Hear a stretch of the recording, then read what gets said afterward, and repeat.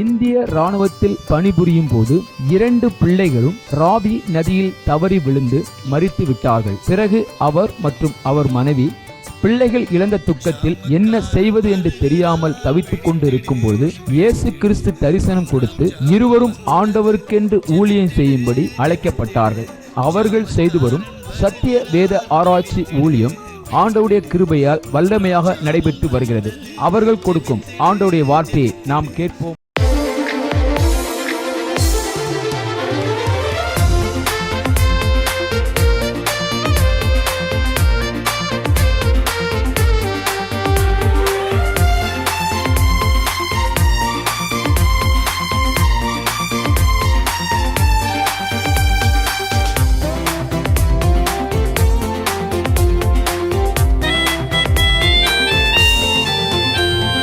நன்றி நன்றி நன்றி இயேசு நன்மைகள் செய்தார். நன்றி நன்றி நன்றி நன்றி இயேசு நன்மைகள் செய்தார். நன்றி ஆபத்திலும் விபத்திலும் நித்தம் காத்தாரே. நன்றி ஆபத்திலும் விபத்திலும் நித்தம் காத்தாரே. நன்றி அழைத்தவர் உண்மையுள்ளவர், தேவன் அன்பாய் இருக்கிறார். அழைத்தவர் உண்மையுள்ளவர், தேவன் அன்பாய் இருக்கிறார். நன்றி நன்றி நன்றி இயேசு நன்மைகள் செய்தார். நன்றி நன்றி நன்றி நன்றி இயேசு நன்மைகள் செய்தார். நன்றி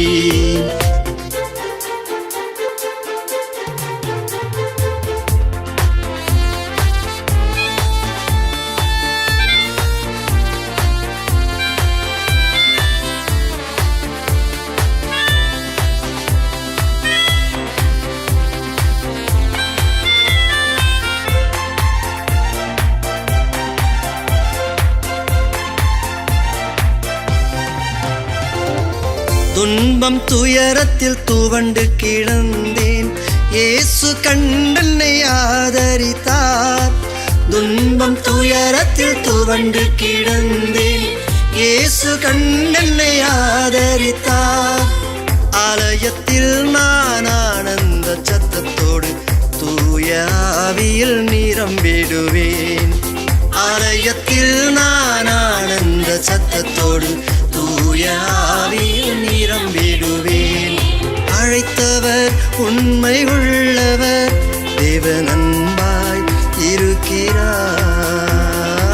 அழைத்தவர் உண்மை உள்ளவர், தேவன் அன்பாய் இருக்கிறார். நன்றி நன்றி நன்றி இயேசு நன்மைகள் செய்தார். நன்றி நன்றி நன்றி நன்றி இயேசு நன்மைகள் செய்தார். நன்றி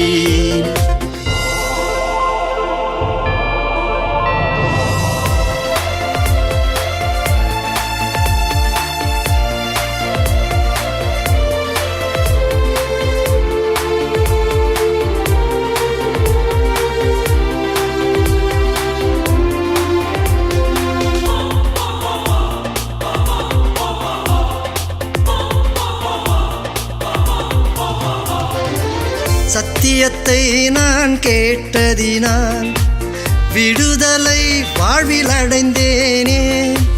சத்தியத்தை நான் கேட்டதினால் விடுதலை வாழ்வில் அடைந்தேனே. சாத்தானை கர்த்தர் மிதித்ததினாலே சங்கடம் இனி இல்லை, துதித்திடுவேன். சாத்தானை கர்த்தர் மிதித்ததினாலே சாட்சியாய் நானும் வாழ்ந்திடுவேன். அழைத்தவர் உண்மை உள்ளவர், தேவன் அன்பாய் இருக்கிறார். அழைத்தவர் உண்மை உள்ளவர், தேவன் அன்பாய் இருக்கிறார். நன்றி நன்றி நன்றி இயேசு நன்மைகள் செய்தார். நன்றி நன்றி நன்றி நன்றி இயேசு நன்மைகள் செய்தார் நன்றி. ஆபத்திலும் விபத்திலும் நித்தம் காத்தாரே நன்றி. ஆபத்திலும் விபத்திலும் நித்தம் காத்தாரே நன்றி. அழைத்தவர் உண்மையுள்ளவர், தேவன் அன்பாய் இருக்கிறார்.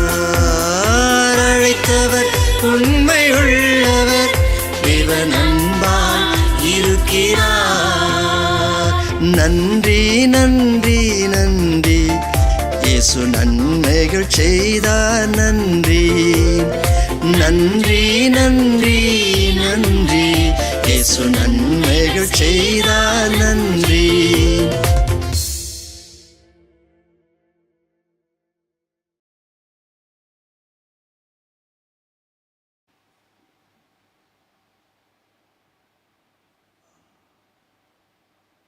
பாருங்கள், அதிகார ஆராய்ச்சி என்பது மிக முக்கியமானது. ஒவ்வொரு அதிகாரத்திலையும் வேதத்தில் 1189 அதிகாரம் இருக்கிறது. எத்தனை அதிகாரம்? 1189 அதிகாரம். இந்த 89 இருக்குது பாருங்கள். இதுதான் மத்தேயு, மார்க்கு, அப்புறம் லூக்கா,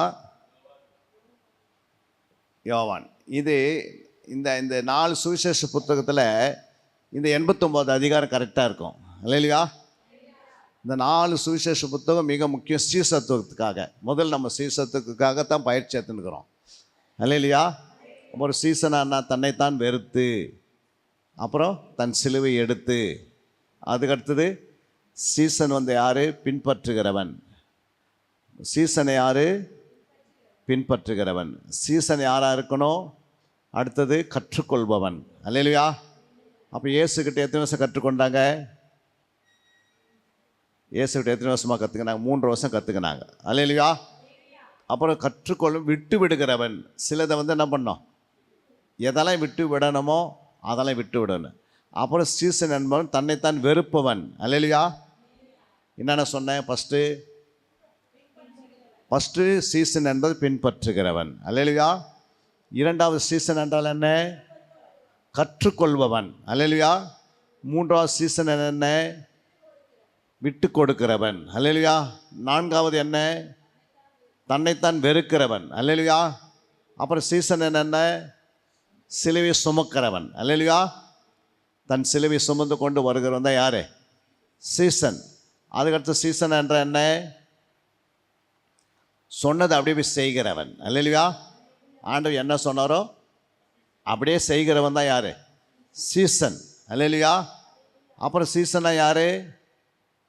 குருவை போல வாழ்கிறவன் அல்லேலூயா. அது வசனம் சொல்லப்படுது 6:40 லூக்கால. சீசன் தன் குருவுக்கு மேற்பட்டவன் அல்ல, தேறின எவனும் தன் குருவை போல இருப்பான். குருவை போல் இருப்பான் அல்லேலூயா. சீசன் தன் குருவுக்கு மேற்பட்டவன் அல்ல. புரியுங்களா? அப்போ ஒரு சீசனாக இருக்கிறவங்க குருவுக்கு மேலெல்லாம் போக முடியாது அல்லேலூயா. எப்போ போக முடியும்? தேறினா இருந்தால் குருவை போல் இருக்க முடியும். 4 பேருக்கு நீ குருவாக மாறணும் அப்படின்னா ஆண்டவர் அந்த வேலையை நம்ம சபையில் செய்யலாம் அல்லேலூயா. அதனால் 4 பேருக்கு நீ குருவாக எப்படி மாறுவே? தேர்ச்சி பெறணும். கற்றுக்கொண்டுகிட்டே இருக்கும்போது தான் என்ன பண்ண முடியும்? 1ஆம் கிளாஸ் படித்து 2ஆம் கிளாஸ் வராங்க, 2ஆம் கிளாஸ் படித்து 3, 4, 5, 6 அப்படின்னு அப்படியே என்ன பண்ண கண்டினியூ போக போக எவ்வளோ படிச்சுனே போகிறாங்களோ அவங்களுடைய நாலேஜ் என்ன பண்ணுது? நாலேஜ் வளர்ந்துக்கினே இருக்குது. அப்போது ஒரு தேவனுடைய பிள்ளைகள் வேதத்தை அவங்க 1189 அதிகாரம் நமக்காக கொடுத்துருக்கிறாரு அல்லேலூயா. அல்லேலூயா. இந்த 1189 அதிகாரம் எதுக்காக கொடுத்தாருன்னா நம்முடைய ஆவி, ஆத்மா, சரீரம் இது பரிசுத்தமாக வைத்துக்கொள்ளுக்கு தான் நான் ஆண்டவர் என்ன பண்ணார்? இந்த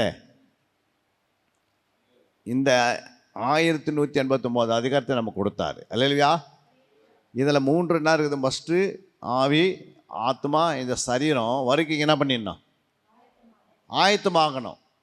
புரியுங்களா? ஒரு ஸ்கூலில் 10th கிளாஸில் உங்களுக்கு ஒரு தமிழ் புக்கு கொடுக்குறாங்க. 10th கிளாஸ் புக்குன்னா அதில் நான் படிக்க மாட்டேன், மேக்ஸ் படிக்க மாட்டேன், சயின்ஸ் படிக்க மாட்டேன், ஹிஸ்ட்ரி ஜாகிரபி மட்டும் நான் படிப்பேன்னா அப்போ அவங்க என்ன பண்ண முடியாது 10ஆம் கிளாஸு.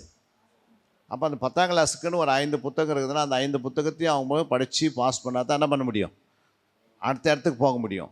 அது மாதிரி நம்முடைய ஆவி ஆத்மா சரீரத்தில் இந்த இந்த விதமான இந்த ஆவி ஆத்மா சரீரத்துக்கு ஏற்ற ஆண்டவர் கொடுத்த ஆகாரங்கள் இது.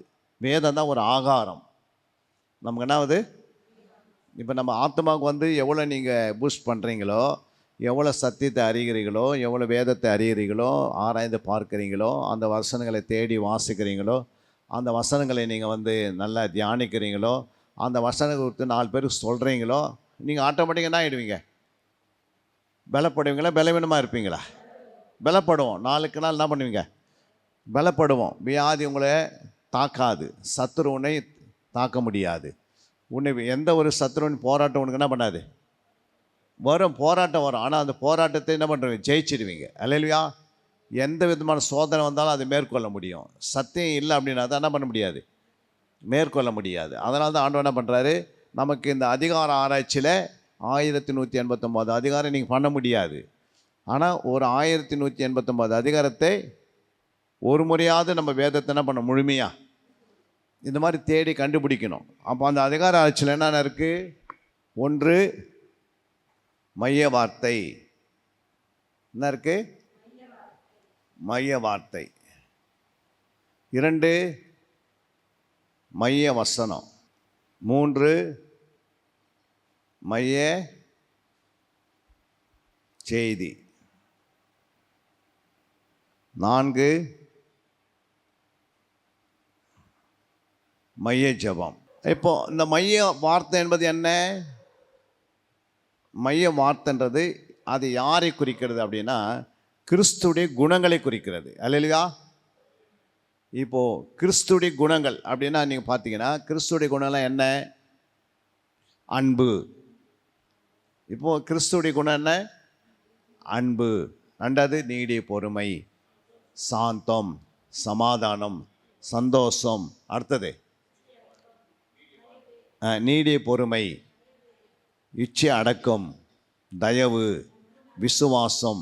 ஆமீன் கனியில் இயேசு கிறிஸ்துடைய அத்தனை குணமும் எப்படி வருது, குணங்கள் வருது. இப்போ இந்த குணங்கள்லாம் எப்படி வரும், வார்த்தையில தான் உருவாகும். எங்கே உருவாகும், இப்போ நீங்கள் வார்த்தையை வந்து அந்த மைய வார்த்தையை எடுக்கிறீங்க, ஒவ்வொரு புத்தகத்தில் போய் நீங்கள் எடுக்கிறீங்க, புரியுதுங்களா? இப்போ சங்கீதம் 1ஆம் சங்கீதத்தில் 3 இடத்துல இயேசுன்னா வெளிப்படுறாரு, வழியாக இருக்கிறாரு. சங்கீதம் 2ல் அவர் கோபமாக இருக்கிறாரு. அல்லேலூயா. 3வது இயேசு இரட்சகராக ரட்சிப்பாக வெளிப்படுகிறார் 3ஆம் அதிகார சங்கீதத்தில். இப்படி ஒவ்வொரு சங்கீதங்களிலும் இயேசு வெளிப்பட்டினே வருவார். அல்லேலூயா. இப்போ நமக்கு வந்து என்ன, இந்த மைய வார்த்தை 1 யாரை எடுக்கணும், இயேசு கிறிஸ்துடைய குணங்களை கண்டுபிடிக்கணும். இப்போ பிலேமோன் புத்தகத்துக்கு நீங்கள் வந்தீங்கன்னா இந்த பிலேமோன் புத்தகத்தில் எத்தனை அதிகாரம் இருக்குது, இந்த ஒரு அதிகாரத்தில் அன்புன்ற வார்த்தை 3 இடத்துல வந்திருக்குது. 4ஆம் அதிகாரம் 7ஆம் வசனம் 10. வாசிங்க 4ஆம் வசனத்தை. கர்த்தராகிய இயேசுவினிடத்திலும் எல்லா பரிசுத்தவான்களிடத்திலும் உள்ள உம்முடைய அன்பையும் உம்முடைய விசுவாசத்தையும் நான் கேள்விப்பட்டேன். அப்போ அதில் என்ன இருக்குது, முக்கியமானது அன்பு இருக்குது, விசுவாசம் இருக்குது. இப்போ நம்ம அந்த அன்பை நம்ம எடுத்துக்கிறோம். அல்லேலூயா. 4ஆம் வசனத்தில் என்ன உண்டு, அன்பு, அன்பு. அடுத்தது 7 வாசிங்க. சகோதரனே, பரிசுத்தவான்களுடைய உள்ளங்கள் உம்மாலே இளைப்பாறினபடியால் உம்முடைய அன்பினாலே மிகுந்த சந்தோஷமும் ஆறுதலும் அடைந்திருக்கிறோம். அப்போ அதில் அன்பு வந்ததா இல்லையா, அன்பு. அடுத்தது 9 வாசி. நீர் மெய்யத்தக்கதை உமக்கு கட்டளையிடும்படிக்கு கிறிஸ்துவுக்குள் நான் துணியத்தக்கவனுமாய் இருந்தாலும் அப்படி செய்யாமலும் அன்பு நிமித்தம் மன்றாடுகிறேன். அன்பு நிமித்தம் மன்றாடுகிறேன். அப்போ இதில் 3 இடத்துல என்ன வந்துக்குது, இயேசு அன்பாக வெளிப்பட்டார். அல்லேலூயா. இப்போ நீங்கள் இந்த 3 அன்பு வந்து எடுத்துட்டோம். டெய்லி நீங்கள் ஒரு அதிகாரத்தை எடுக்கும்போது அன்பு எடுக்க மாட்டோமா? ஒரு அதிகாரத்தில் நீங்கள் போகும்போது ஒவ்வொரு அதிகாரத்துலேயும் இயேசு பேசுகிறாரு. அப்போது எப்படி பேசுகிறாரு இயேசு, அந்த வார்த்தையில் அன்பு என்பது முதல்ல அது வந்து ஒரு குணத்தை குறிக்கிறது. அல்லேலூயா. ஆனால் பைபிளில் அன்பு என்னவா இருக்குது? வார்த்தையாக இருக்குது. அன்புன்றது ஒரு வார்த்தை. இந்த வார்த்தை வாசித்தவருக்கு உடனே நமக்கு அன்பு வந்துடுமா? என்னம்மா, இப்போ நீங்கள் வந்து சாப்பாடு அரிசி வாங்கின்னு வரீங்க, ஆள் கையில் வந்து ஒரு படி அரிசி வச்சிக்கின்னு அடிக்கடிக்கு அது பார்த்துனே இருந்தால் வயிறு ரொம்பமா? அந்த அரிசி என்ன பண்ணுறோம்? ஒரு அடுப்பை தேடுறோம், ஒரு பாத்திரத்தை வைக்கிறோம், கேஸை கொளுத்துறோம், அப்புறம் என்ன பண்ணுறோம்? அந்த அரிசியை வேக வைக்கிறோம், அனல் மூட்டுறோம், அப்புறம் அது அரிசினா மாறிடுது, சோறாக மாறிடுது. புரியுதுங்களா? சோறாக மாறின பிறகு நீங்கள் சாப்பிட்றீங்க, சாப்பிட்ருக்குன்னா அது பலன் அடையிறீங்க. பலன் அடைஞ்ச பிறகு நீங்கள் ஒரு இடத்துல இன்னொரு மூவ் பண்ணுறீங்க. அப்போ இது சரீரத்துக்காக ஒரு சாதாரண லெட்டர் மீனிங்கில் ஆண்டவர் என்ன பண்ணுறாரு நமக்கு? அது ஒரு ஊமையாக பேசுகிறோம் நம்ம. அல்லையா? இப்போ நமக்கு என்ன சொல்கிறார் ஆண்டவர்? அப்போ இந்த வார்த்தை அன்பு எடுத்து, அன்பென்ற வார்த்தை எடுத்து நம்ம இருதயத்தில் வைக்கிறோம். எங்கே வைக்கிறோம்? எல்லாருடைய இருதயத்தில் இந்த அன்பென்ற வார்த்தை உள்ளே போகுது. உள்ளே போன பிறகு இந்த வார்த்தை என்ன செய்யணும்? அடுத்தது இருதயத்தில் நீ வைத்த பிறகு அங்கே வந்து தியானிக்கிற இடம். இருதயத்தில் போனதுக்கு என்ன இடம் அது? அப்போது சங்கீதம் 9ஆம் அதிகாரம் 3ஆம் வசனத்தை நீங்கள் வாசித்தீங்கன்னா, என் இருதயம் எனக்குள்ளே அனல் கொண்டது, நான் தியானிக்கையில் அக்கினி மூண்டது, அப்பொழுது என் நாவினால் விண்ணப்பம் செய்தேன். பாருங்க, இப்போ இருதயத்துக்குள்ள என்ன இருக்குது? தியானமும் இருக்குது. அப்போ இருதயத்துக்குள்ள வசனம் வராத நம்ம என்ன பண்ண முடியாது? தியானிக்க முடியாது. புரியுங்களா? இப்போ உள்ளவோ உனக்கு வார்த்தை உள்ளே போகலை, அன்புன்ற வார்த்தை உள்ள இருதயத்தில் போகல, அப்போ அங்கே என்ன பண்ண முடியாது? தியானிக்க முடியாது. புரியுங்களா? அப்போ வார்த்தை கொண்டு போய் நீங்கள் வைக்கணும். அப்போ என்ன வார்த்தை வைக்கிறீங்களோ அதை தான் தியானிக்க முடியும். புரியுங்களா? ஒரு பாவன்ற வார்த்தை கொண்டு போய் இருதயத்தில் வச்சு தியானம் பண்ண என்ன உண்டாகும்? நம்ம உண்டாகும், பாவம் உருவாகும். சோறுன்ற வார்த்தை போய் இருதயத்தில் வச்சா சோறு உருவாகும். அதையே யோசிப்பீங்க. புரியுங்களா? தப்பான இச்சையான காரியங்களுக்கு முடி உள்ளே வச்சா இச்சைகள் உருவாகும். நீ எதை கொண்டு போய் உள்ள இருதயத்தில் வைக்கிறியோ அதுதான் பிரதிபலிக்கும். புரியுங்களா? இல்லைங்க நான் பைபிள் படிச்சுட்டேன் முழு பைபிளை அப்படின்னா, முழு பைபிளை படிச்சுட்டா உடனே நமக்கு அது தியானம் பண்ணலை முடியுமா? வசனத்தை படிச்சிருக்கிறோம், புரியுங்களா? மனப்பாடம் பண்ணி வச்சிருக்கலாம்.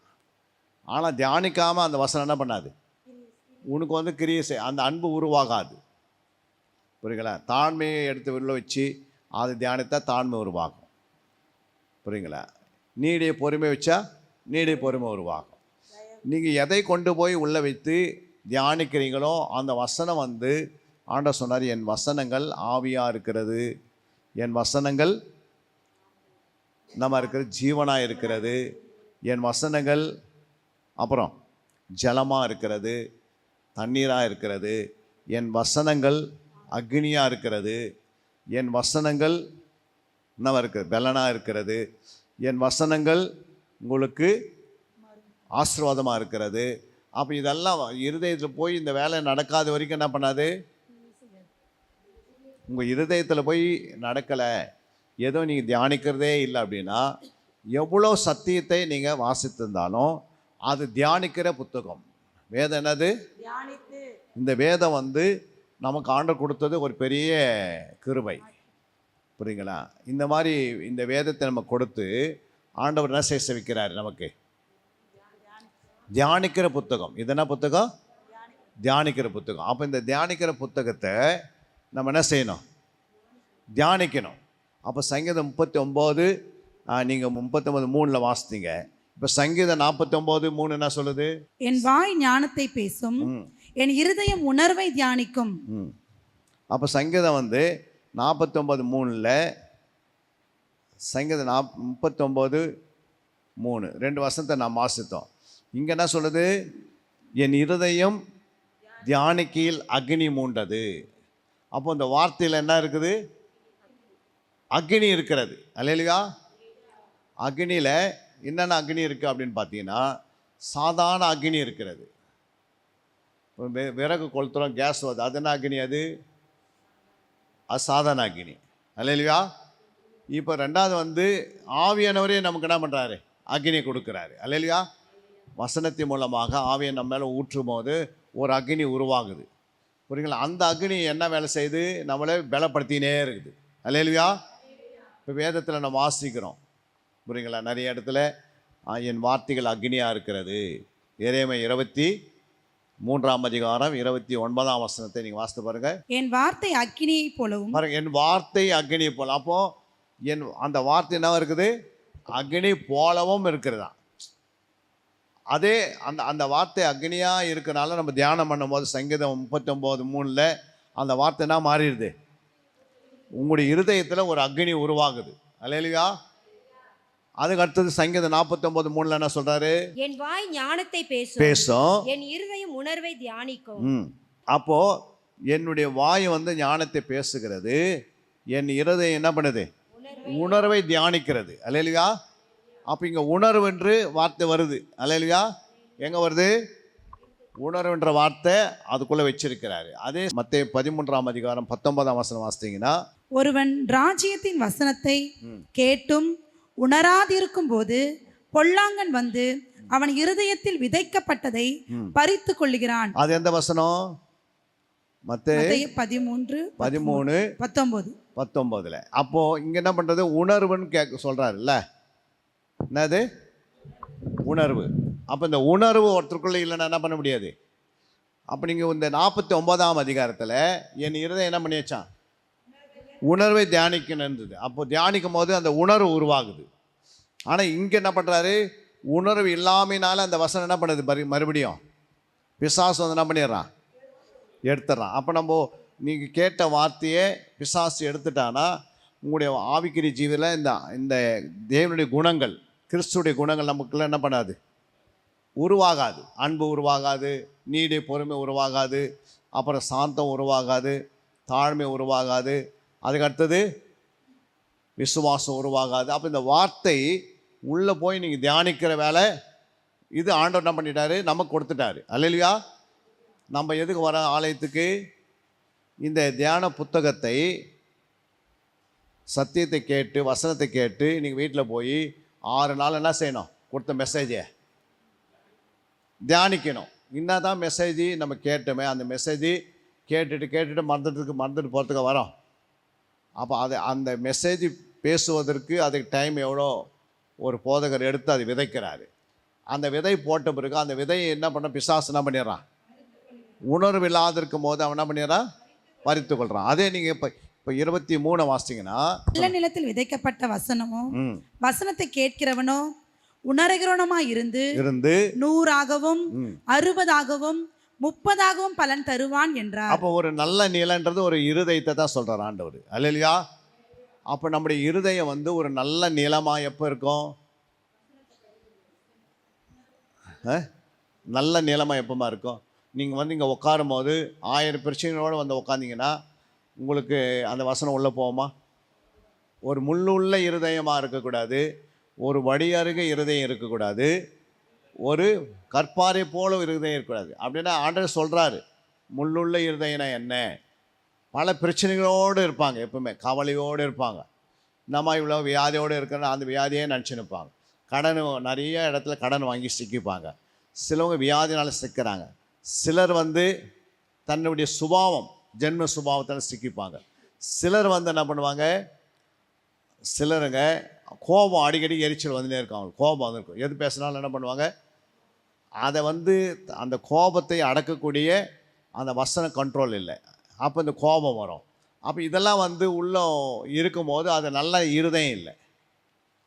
அப்போ தேவனுடைய பாதத்தில் நீங்கள் வரும்போது உங்களுடைய இருதயத்தை என்ன பண்ணிக்கணும்? ஆயத்தப்படுத்திக்கணும் அப்படின்னு வசனம் இருக்குது பைபிளில். உங்களுடைய இருதயங்களை என்ன பண்ணிங்க? நீங்கள் ஆயத்தமாக வச்சுக்கின்றார். எதுக்கு ஆயத்தம்? சண்டே வரைக்கும் காலையில் சண்டே மெசேஜ் வந்திருக்கு, நீங்கள் துதிக்கிறீங்க ஆண்டவரே, அப்புறம் ஆராதிக்கிறோம், அதுக்கடுத்து சாட்சி சொல்கிறோம், அதுக்கடுத்தது என்ன பண்ணுறோம்? வசனத்தை கேட்குறோம். மெசேஜ் கேட்க இந்த இருதயம் இந்த வசனத்தை என்ன பண்ணுது? உள்ளே வாங்கி நீங்கள் வீட்டில் போய் என்ன பண்ணாத, என்னதான் வசனம் நமக்காக சொல்லப்பட்ட வசனங்களை நீங்கள் கருத்தாக என்ன பண்ணியிருக்கணும்? அதை அந்த வசனங்களை தியானிக்கும் போது, தியானன்றது அது எதை குறிக்கிறது? இல்லை, ஒரு வார்த்தையை எடுத்து தியானம் அப்படின்னா அது தியானம்னா என்ன? என்னவா? இப்போ இதுதான் இருதயம். என்னது? இதுதான் இருதயம். இந்த இருதயத்துக்குள்ளே தியானம் பண்ணணும். என்ன பண்ணோம்? தியானம் பண்ணோம். ஏற்கனவே அன்புன்ற வார்த்தை எங்கே போயிருக்குது? இருதயத்தில் போயாச்சு. இப்போ இருதயத்துக்குள்ளே இந்த அன்பு இருக்குது. இந்த அன்பானது என்ன பண்ண போகுது? இப்போ தியானிக்க போகிறோம். இப்போ தியானம்னா என்ன? தியானம் எப்படி பண்ணுவீங்க நீங்கள் சொல்லுங்கள்.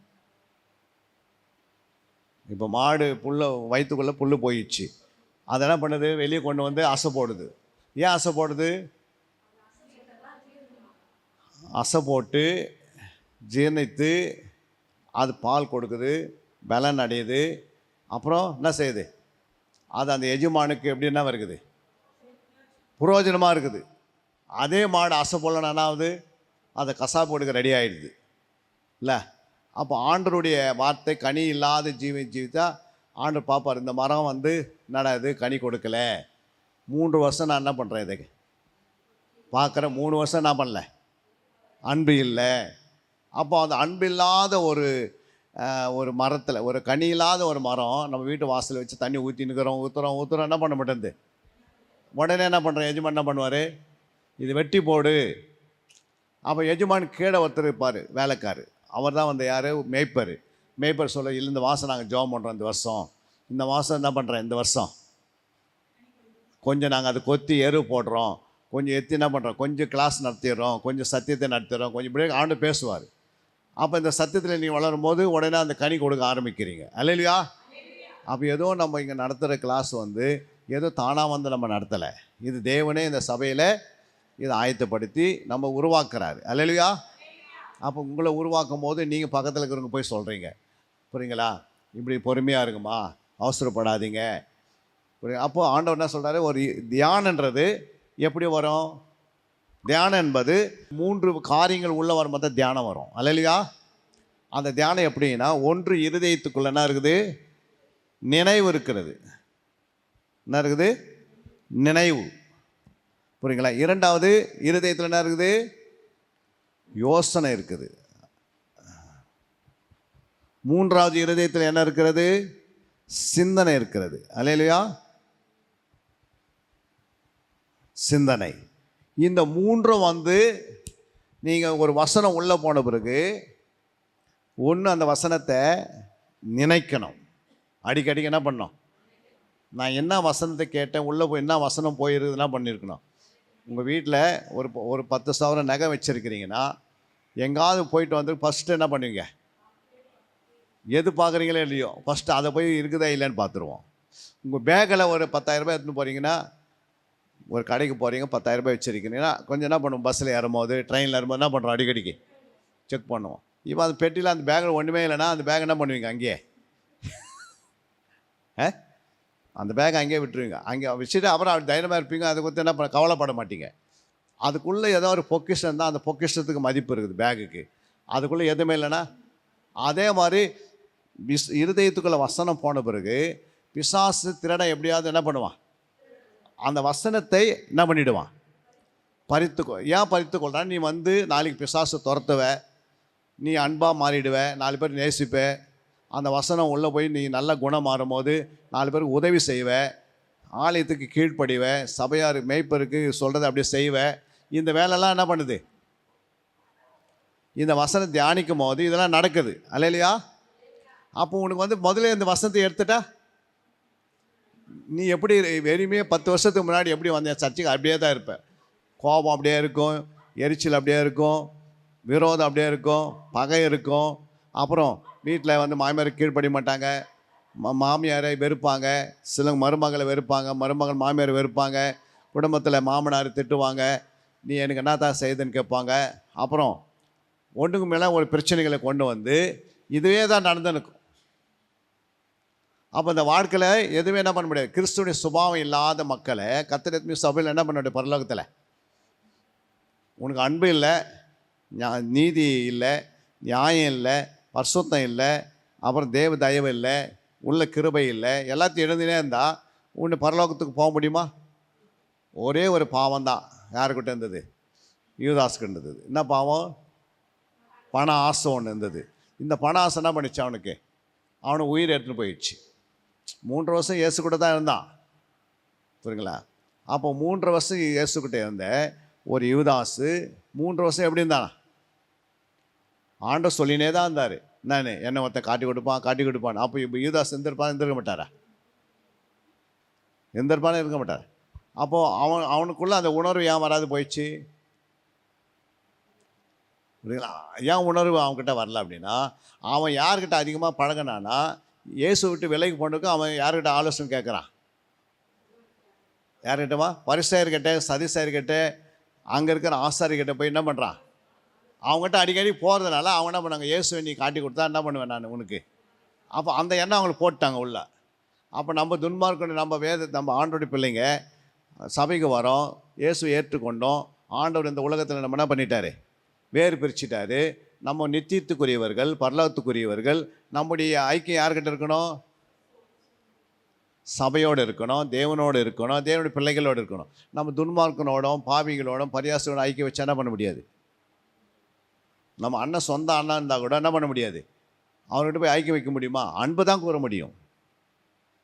புரியுங்களா? அன்பு கூறலாம், என்ன பண்ண முடியாது? ஐக்கியம். அவங்களோட நான் படுத்துப்பேன், அங்கேயே வாசிப்பேன், அங்கேயே இருந்தால் ஆகும். அவங்களுடைய சுபா நமக்குள்ளே வரும். ஒருத்தருக்குள்ளே கொரோனா வந்துடுச்சு, எங்கள் அண்ணன் தான் அவர், பரவாயில்ல எங்கள் அண்ணன் இருந்தால் கூட நான் போய் அவர்கிட்ட படுத்துக்கிறேன் அப்படின்னு என்ன ஆகும்? அங்கேயே இருந்துக்கிறேன் அப்படின்னு என்ன ஆகும்? ஆனால் அந்த கொரோனாக்காக நீ ஜெபிக்கலாம், அதுதான் அன்பு. அந்த கொரோனாக்கு ஒரு ஆலோசனை கொடுக்கலாம், ஒரு டாக்டர்கிட்ட போன்னு சொல்லலாம், இல்லை நான் உங்களுக்காக எங்கள் சர்ச்சில் ஜெபம் பண்ணுறோம் அப்படின்னு சொல்லலாம். இதுதான் அன்பு. அல்லேலூயா. ஆனால் என்ன இல்லை, அவங்களோட ஐக்கியம் கொரோனா காட்டியில் பாவம் பெருசு. அப்போது துன்மார்க்கன்கிட்ட பாவம் இருக்குது, பரியாசக்கிட்ட பாவம் இருக்குது, அப்புறம் பாவிக்கிட்ட என்ன இருக்குது? பாவம் இருக்குது. அவங்ககிட்ட நம்ம என்ன பண்ணக்கூடாது? ஐக்கியமோ தொடர்போ அடிக்கடி அவங்ககிட்ட போய் உட்காரதோ இப்படி இருந்தால் வாழ்க்கை என்ன பண்ணாது? நம்ம கொடுக்குற கனி கொடுக்கவே முடியாது. புரியுங்களா? அதனால தான் ஆண்டவர் சொன்னார், சங்கீதம் 1:2 என்ன சொல்கிறாரு? கர்த்தருடைய வேதத்தில் பிரியமாயிருந்து. அப்போ சங்கீதம் 1:2 என்ன சொல்லுது? கர்த்தருடைய வேதத்தில் பிரியமாயிருந்து. அப்போது கர்த்தருடைய ஃபஸ்ட்டு வேதன்றாரு. இது யாருடைய வேதம்? கர்த்தருடைய வேதம். வேதனா என்ன? இப்போ பைபிள் என்னான்னு கேட்டால் நம்ம பைபிளுக்கு தான் என்ன சொல்லுவாங்க? வேதன்னு வாங்க. பைபிள் என்னன்னா அப்போது ஒரே ஒரு வார்த்தைக்குது அது உள்ள, ஒரே ஒரு வசனமாக இருக்குது. நம்ம பைபிள் தான். பைபிளுக்கு பேர் என்ன? வேதம். இப்போ வேதனா என்ன? 66 புத்தகம். புரியுங்களா? அதில் என்ன இருக்குது? 1189 அதிகாரம். அப்போ எவ்வளோ வார்த்தை இருக்குது? கிட்டத்தட்ட 30,000க்கு மேலே வார்த்தைகள் இருக்கிறது, வசனம் இருக்குது. அல்லேலூயா. அப்போ வேதம் என்பது 66 புத்தகம். அப்போ கர்த்தருடைய வேதம் 66 புத்தகம். அல்லேலூயா. இந்த கர்த்தருடைய வேதம் 66 புத்தகத்தை என்ன செய்யணுமா? இரவும் பகலும் என்ன செய்யணும்? இரவும் பகலும் அவருடைய வேதத்தில் தியானமாய் இருக்கிற மனுஷன் பாக்கியவான். அப்போ இரவும் பகலும் நம்ம என்ன செய்யணும்? தியானிக்கணும். அப்போ எப்படி தியானிப்பீங்க? இரவும் பகலும் தியானிக்கும் போது என்ன நடக்குது? ஒரு வசனத்தை உள்ளே வச்சுட்டு அன்பை நீ இரவும் பகலும் சிந்தித்தீங்கன்னு யோசிச்சுக்கின்னு நினைத்தீங்கன்னே இருந்தால் அந்த வசனம் என்ன பண்ணும்? உணர்வு அடையும். என்ன பண்ணுது? இது சிந்திக்கும் போது தான் உணர்வு வரும். அரிசி வேகம் போது தான் என்ன பண்ணுறாங்க? பதமாக வரும்போது டக்குன்னு இறக்கிடுறாங்க. பதப்படும் போது தான் என்ன பண்ணுறாங்க? அரிசி பார்க்குறாங்க வெந்துட்டுக்குதா இல்லையான்னு. அப்போ எல்லா அரிசியாக பார்க்குறாங்க. ஒரு சின்ன அரிசி எடுத்து என்ன பண்ணுறாங்க? வெந்துச்சான்னு போட்டு உடனே என்ன பண்ணுறாங்க? உடனே வச்சிடறாங்க. ஏன் வச்சிடறாங்க? அது குழக்கம்னு ஆகிடும். அப்போது உணர்வு வர வரைக்கும் நம்ம தியானிக்கணும். பைபிளில் எங்கெல்லாம் பண்ணா உணர்வு. ரோமர் 1:21 நீங்கள் வாசிக்கும் போது வாசிங்க. தேவனை அறிந்தும் அவரை தேவன் என்று மகிமைப்படுத்தாமலும் ஸ்தோத்திரியாமலும் இருந்து தங்கள் சிந்தனைகளினாலே வீணர் ஆனார்கள். சிந்தனையினால என்ன பண்றாங்க? வீணர் ஆனார்கள். உணர்வில்லாத அவர்களுடைய இருதயம். அப்ப அந்த சிந்தனையில என்ன இல்ல? அன்பு உணரல. ஆனா சிந்தனை என்ன சிந்தனை இருந்ததுன்னா அங்க போட்டிருக்குது 8:6 வாசிக்கும் போது ரோமர்ல, மாம்ச சிந்தை மரணம், ஆவியின் சிந்தையோ ஜீவனும் சமாதானமும். அப்போ மாம்ச சிந்தனை என்ன?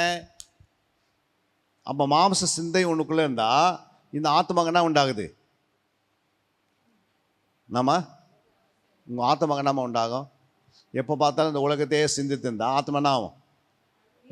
மாம்ச சிந்தை மரணம்னா இந்த ஆத்மா மறுபடியும் சாகும். ஏன் சாகுதுன்னா நீ அந்த ஆத்மா என்ன பண்ணுற? வசனத்தை உள்ளே போய் தியானிக்க வேண்டிய இடத்துல, உணர்வு நேரத்தில் அந்த வசனத்தை நீ மனசில் வைக்காம நீ என்ன பண்ணுற, ஆண்டவரை அறிஞ்சு வச்சுக்கணும். நம்முடைய சிந்தனை எப்படி இருக்கிற, சிந்தனையில் அவர்கள் என்ன பண்ண வீணராகி அவங்களுடைய இருதயம் என்ன பண்ணிச்சு, இருள் அடைந்து அவர்கள் உணரலாத இருந்தாங்களாம். என்னது, அவருடைய இருதயம் எப்படி இருந்ததா?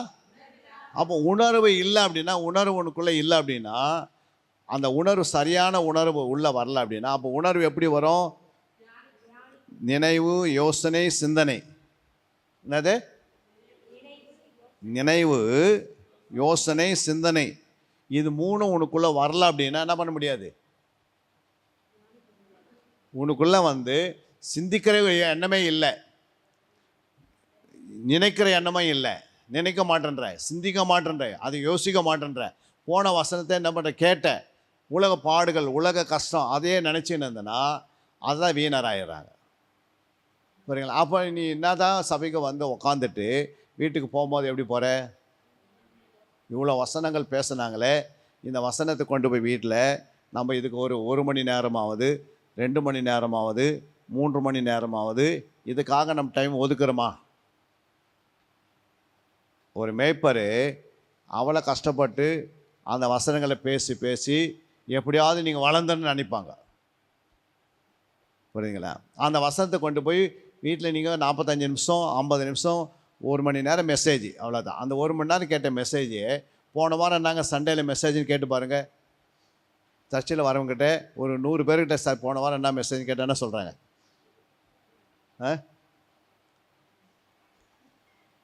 ஒரு 3 தலைப்பில் பேசியிருப்பாங்க, அது கீழே எவ்வளோ வசனம் பேசியிருப்பாங்க. அதே போன வாரம் நீங்கள் 2000 ரூபா ஒருத்தர்கிட்ட கடன் கொடுத்தோன்னா கட்டக்குன்னு கேட்டு பாருங்கள் என்ன சொல்கிறாங்க. நடுராத்திரில் எழுப்பி தூங்கினுக்கிற மனுஷன் எழுப்பி யாருன்னா கடன் கொடுத்தீங்கன்னு கேட்டால், போன வாரம் ஒருத்தர்கிட்ட என்ன பண்ணேன், நான் 2000 கொடுத்துட்டு வந்திருக்கிறேன், இந்த வாரம் எத்தனை கொடுப்பாரு அப்படின்றோம். அதை மறக்க முடியுதா? ஆனால் ஏன் வசனத்தை மறந்துடுறோம் அப்படின்னா, பிசாசுக்குன்னா பிசாசு பணத்தையோ பொருளாலும் திருட வரமாட்டான். திருடவும் கொல்லவும் நானோ அவைகளுக்கு நித்திய ஜீவனும், அப்புறம் என்ன பண்ணுறேன், நல்ல மேய்ச்சல், உள்ளும் புறம்பும் நல்ல மேய்ச்சல் அடைய தான் நான் வந்திருக்கிறேன். அது பரிபூர்ணம் அடையணுன்றார். அப்போ நீ உள்ளே இருக்கிற மனுஷனுக்குள்ளேயே நல்ல மேய்ச்சல் அடையணும். வெளியே இருக்கிற மனுஷனும் மேய்ச்சல்லாம் ஆசீர்வாதம் முழுமையாக பெற்றுக்கணும். நமக்கு வைத்திருக்கிற ஆசீர்வாதங்களை ஆண்டவர் நமக்கு அழகான ஆசீர்வாதங்களை வச்சிருக்கிறாரு. பூமியில் நம்ம பிச்சைக்காரன் போலையோ, இல்லை ஒன்றும் இல்லாத அராதிய போலையோ, இல்லை நம்ம ஒன்றுமே இல்லாத திக்கற்றவளோ அப்படி சுற்றின்னு சொல்ல. நம்முடைய ஆண்டவர் யார்? இந்த உலக ரட்சகர். யார்? ஒரு உலக ரட்சகர், இந்த உலகத்தை படைத்த தேவன். அல்லேலூயா. இந்த வானத்து பூமி யார் சிருஷ்டித்தது? இயேசு சிருஷ்டித்தார், இந்த உண்டாக்கினார். இவ்வளோ பெரிய உலகத்துக்கு ஒரு எஜமானுக்கு நம்ம பிள்ளைகளாக இருக்கிறோன்னா நம்ம எப்படி இருக்கணும்? நம்ம தகப்பன் இந்த பட்டணத்தில் ஒரு கம்பெனிக்கு, ஹோண்டாய் கம்பெனிக்கு மேனேஜராக இருக்கிறாரு என் தகப்பன் அப்படின்னா நான் எப்படி இருக்கணும்? பழைய ட்ரெஸ்ஸு போட்டுக்கின்னு ரொம்ப கஷ்டப்படுறேங்க, 100 ரூபாய் கிடைக்கிறது ரொம்ப கஷ்டமாக இருக்குது. உங்கள் அப்பா என்ன செய்கிறாரு? ஒரு ஹோண்டாய் கம்பெனிக்கே தலைவராக இருக்கிறாரு. என்னங்க இப்படி இருக்கிறீங்கன்னா, அப்போ என்ன காரணம்? உலகத்துக்கே ராஜா, உலகத்துக்கே அவர் யார்? நம்ம உலகத்துக்கே ஏசு யார்? ராஜாதி ராஜா. இந்த உலகத்துக்கு அவர் தான் எல்லாமே எல்லாம் இல்லை. இது வரைக்கும் ஆண்டவர் மரித்தேன் சதா காலம் உயிரோடு இருக்கிறேன். எத்தனை வருஷம் உயிரோடு இருக்கிறாரு? இது வரைக்கும் பார்த்தீங்கன்னா 2024 வருஷம் உயிரோடு இருக்கிறாரு. அவர் உயிர் தேர்ந்த பிறகு எத்தனை வருஷம்? அவருக்கு வயசு என்ன? இயேசுக்கு என்ன வயசு இன்னைக்கு? இந்த உலகத்துக்கு போன வயசே எடுத்து ஆதிலேருந்து அவர் இருக்கிறாரு. ஆனால் அவர் மாம்சத்தில் வெளிப்பட்டு உயிர்த்தெழுந்து இன்றைக்கி அவருக்கு 2024 வயசு. யாருக்கனா இருக்குமா இந்த உலகத்தில்? எத்தனையோ மனுஷன் வரான், செத்து போடுறான், என்னமோ பண்ணுறான், போயிடுறான். அதோட ஒரு கூட்டம் வருது, ஒரு கூட்டம் போயிடுது. அல்லையா? ஒரு சந்ததி இன்னொரு சந்ததி வருது. இப்போ நம்ம 2100 இருக்கும்போது நம்ம யாரும் இங்கே இருக்க மாட்டோம். இருப்போம் யாராவது? இன்றைக்கி 2025.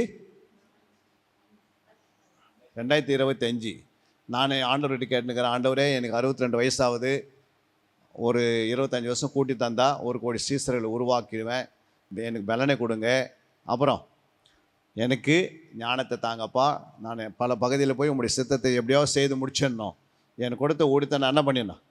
முடிச்சுன்னு கேட்குறேன். எத்தனை வருஷம் கேட்டிருக்கிறேன்? ஒரு 25. அப்போ 87 85 வயசில் எனக்கு மரணம் சந்தித்துரும். அப்போ 25 வரும்போது 2050 வரும்போது நான் இருக்க மாட்டேன். இருப்பேனா? இருக்க மாட்டேன். ஆண்டவர்கிட்ட போய் நம்ம என்ன பண்ணிவிடுவோம்? சேர்ந்துருவோம். அல்லேலூயா. அப்போ சும்மா போய் சேர்ந்துட முடியுமா? அவர்கிட்ட போகும்போது நம்மக்கிட்ட இருந்து என்ன எடுத்துன்னு போனோம்? நம்முடைய நல்ல கிரிகள் நம்மளோட கூட போகணும். அல்லேலூயா. அப்போ நம்ம செய்த நற்கிரிங்க, நிறைய உதவிகள் செய்தோம், அன்பு வெளிப்படுத்தி இருக்கிறோம், நிறையா நம்ம சொந்த பந்தங்களை ஆத்மாவுக்கு என்ன பண்ணியிருக்கிறோம்? ஆதாயப்படுத்தியிருக்கிறோம். அவங்களுக்கு உதவி செய்த ஆத்மா ஆதாயப்படுத்தி 10 ஆத்மா சபையில் வச்சுருக்கிறோம். 20 ஆத்மா வச்சுருக்கிறீங்க. அந்த 20 ஆத்மா நீ போகும்போது என்ன பண்ணோம்? அதை தான் நீ கொண்டு போக முடியும். வேறு எதனா கொண்டு போக முடியுமா? அப்போ எத்தனை ஆத்மா நீ கொண்டு வந்துக்கிறீங்க இந்த வருஷம் 2024? ஆளுக்கு ஒரு 5 ஆத்மா எடுத்துன்னு வந்துக்கிறீங்களா? இல்லை நீங்களே விட்டு சபையை விட்டு வெளியே போகிற மாதிரி இருக்குதா? குட்டி போடணுமா போடக்கூடாது? ஆடு குட்டி போடுமா? மேய்ப்பின் குட்டி போடுமா? அப்போ ஆடுகள் நீங்கள் என்ன இருக்கிறீங்க? ஆடாக இருக்கிறீங்க. என்ன ஆடாக இருக்கிறீங்க? நல்ல ஆடாக இருக்கிறீங்க. இப்போ நல்ல ஆடு என்ன பண்ணியிருக்கணும்? குட்டி போடணும். எத்தனை குட்டி போடணும்? ஒரு வருஷத்துக்கு 1 போட்டால் கூட 10 வருஷம் நீங்கள் சச்சிருந்தால் 10 பேர் உங்கள் மூலமாக வந்திருக்கணும். அல்லேலூயா. அப்போ அதுக்காக ஜெபம் பண்ணணும், அதுக்காக ஒரு தீர்மானம் எடுக்கணும், அதுக்காக என்ன பண்ணணும்? முயற்சி எடுக்கணும், பிரயாசம் எடுக்கணும், அதுக்காக நீ என்ன பண்ண? ஜெபிக்கணும், அதுக்காக அந்த ஆத்மா விடாத நற்கிரியை செய்யணும், அவங்களுக்கு முன்னாடி இடரில்லாத ஒரு வாழ்க்கை வாழணும். அப்படி இருந்தால் தான் அந்த ஆத்மா சபை கொண்டு வர முடியும். நீங்கள் அவங்களுக்கு முன்னாடி போய் நீங்களே இடரெல்லாம் இருந்து, நீங்களே அவங்களுக்கு முன்னாடி நற்கிரியை இல்லாமல், நீங்களே அவங்களுக்கு முன்னாடி அன்பு இல்லாமல், நீங்களே அவங்களுக்கு முன்னாடி போய் என்ன பண்ணுறோம்? அவங்ககிட்ட கடன் வாங்கிக்கின்னு எனக்கு உதவி செய்வார் ஆண்டு கொண்டு வர முடியுமா? அப்போ ஏதாவது ஒரு அர்ப்பணிப்பு இல்லாமல் ஆத்மா வராது. ஒரு சீசன் ஆகணும்னா உங்களுக்கு எதுக்கு சீசனு?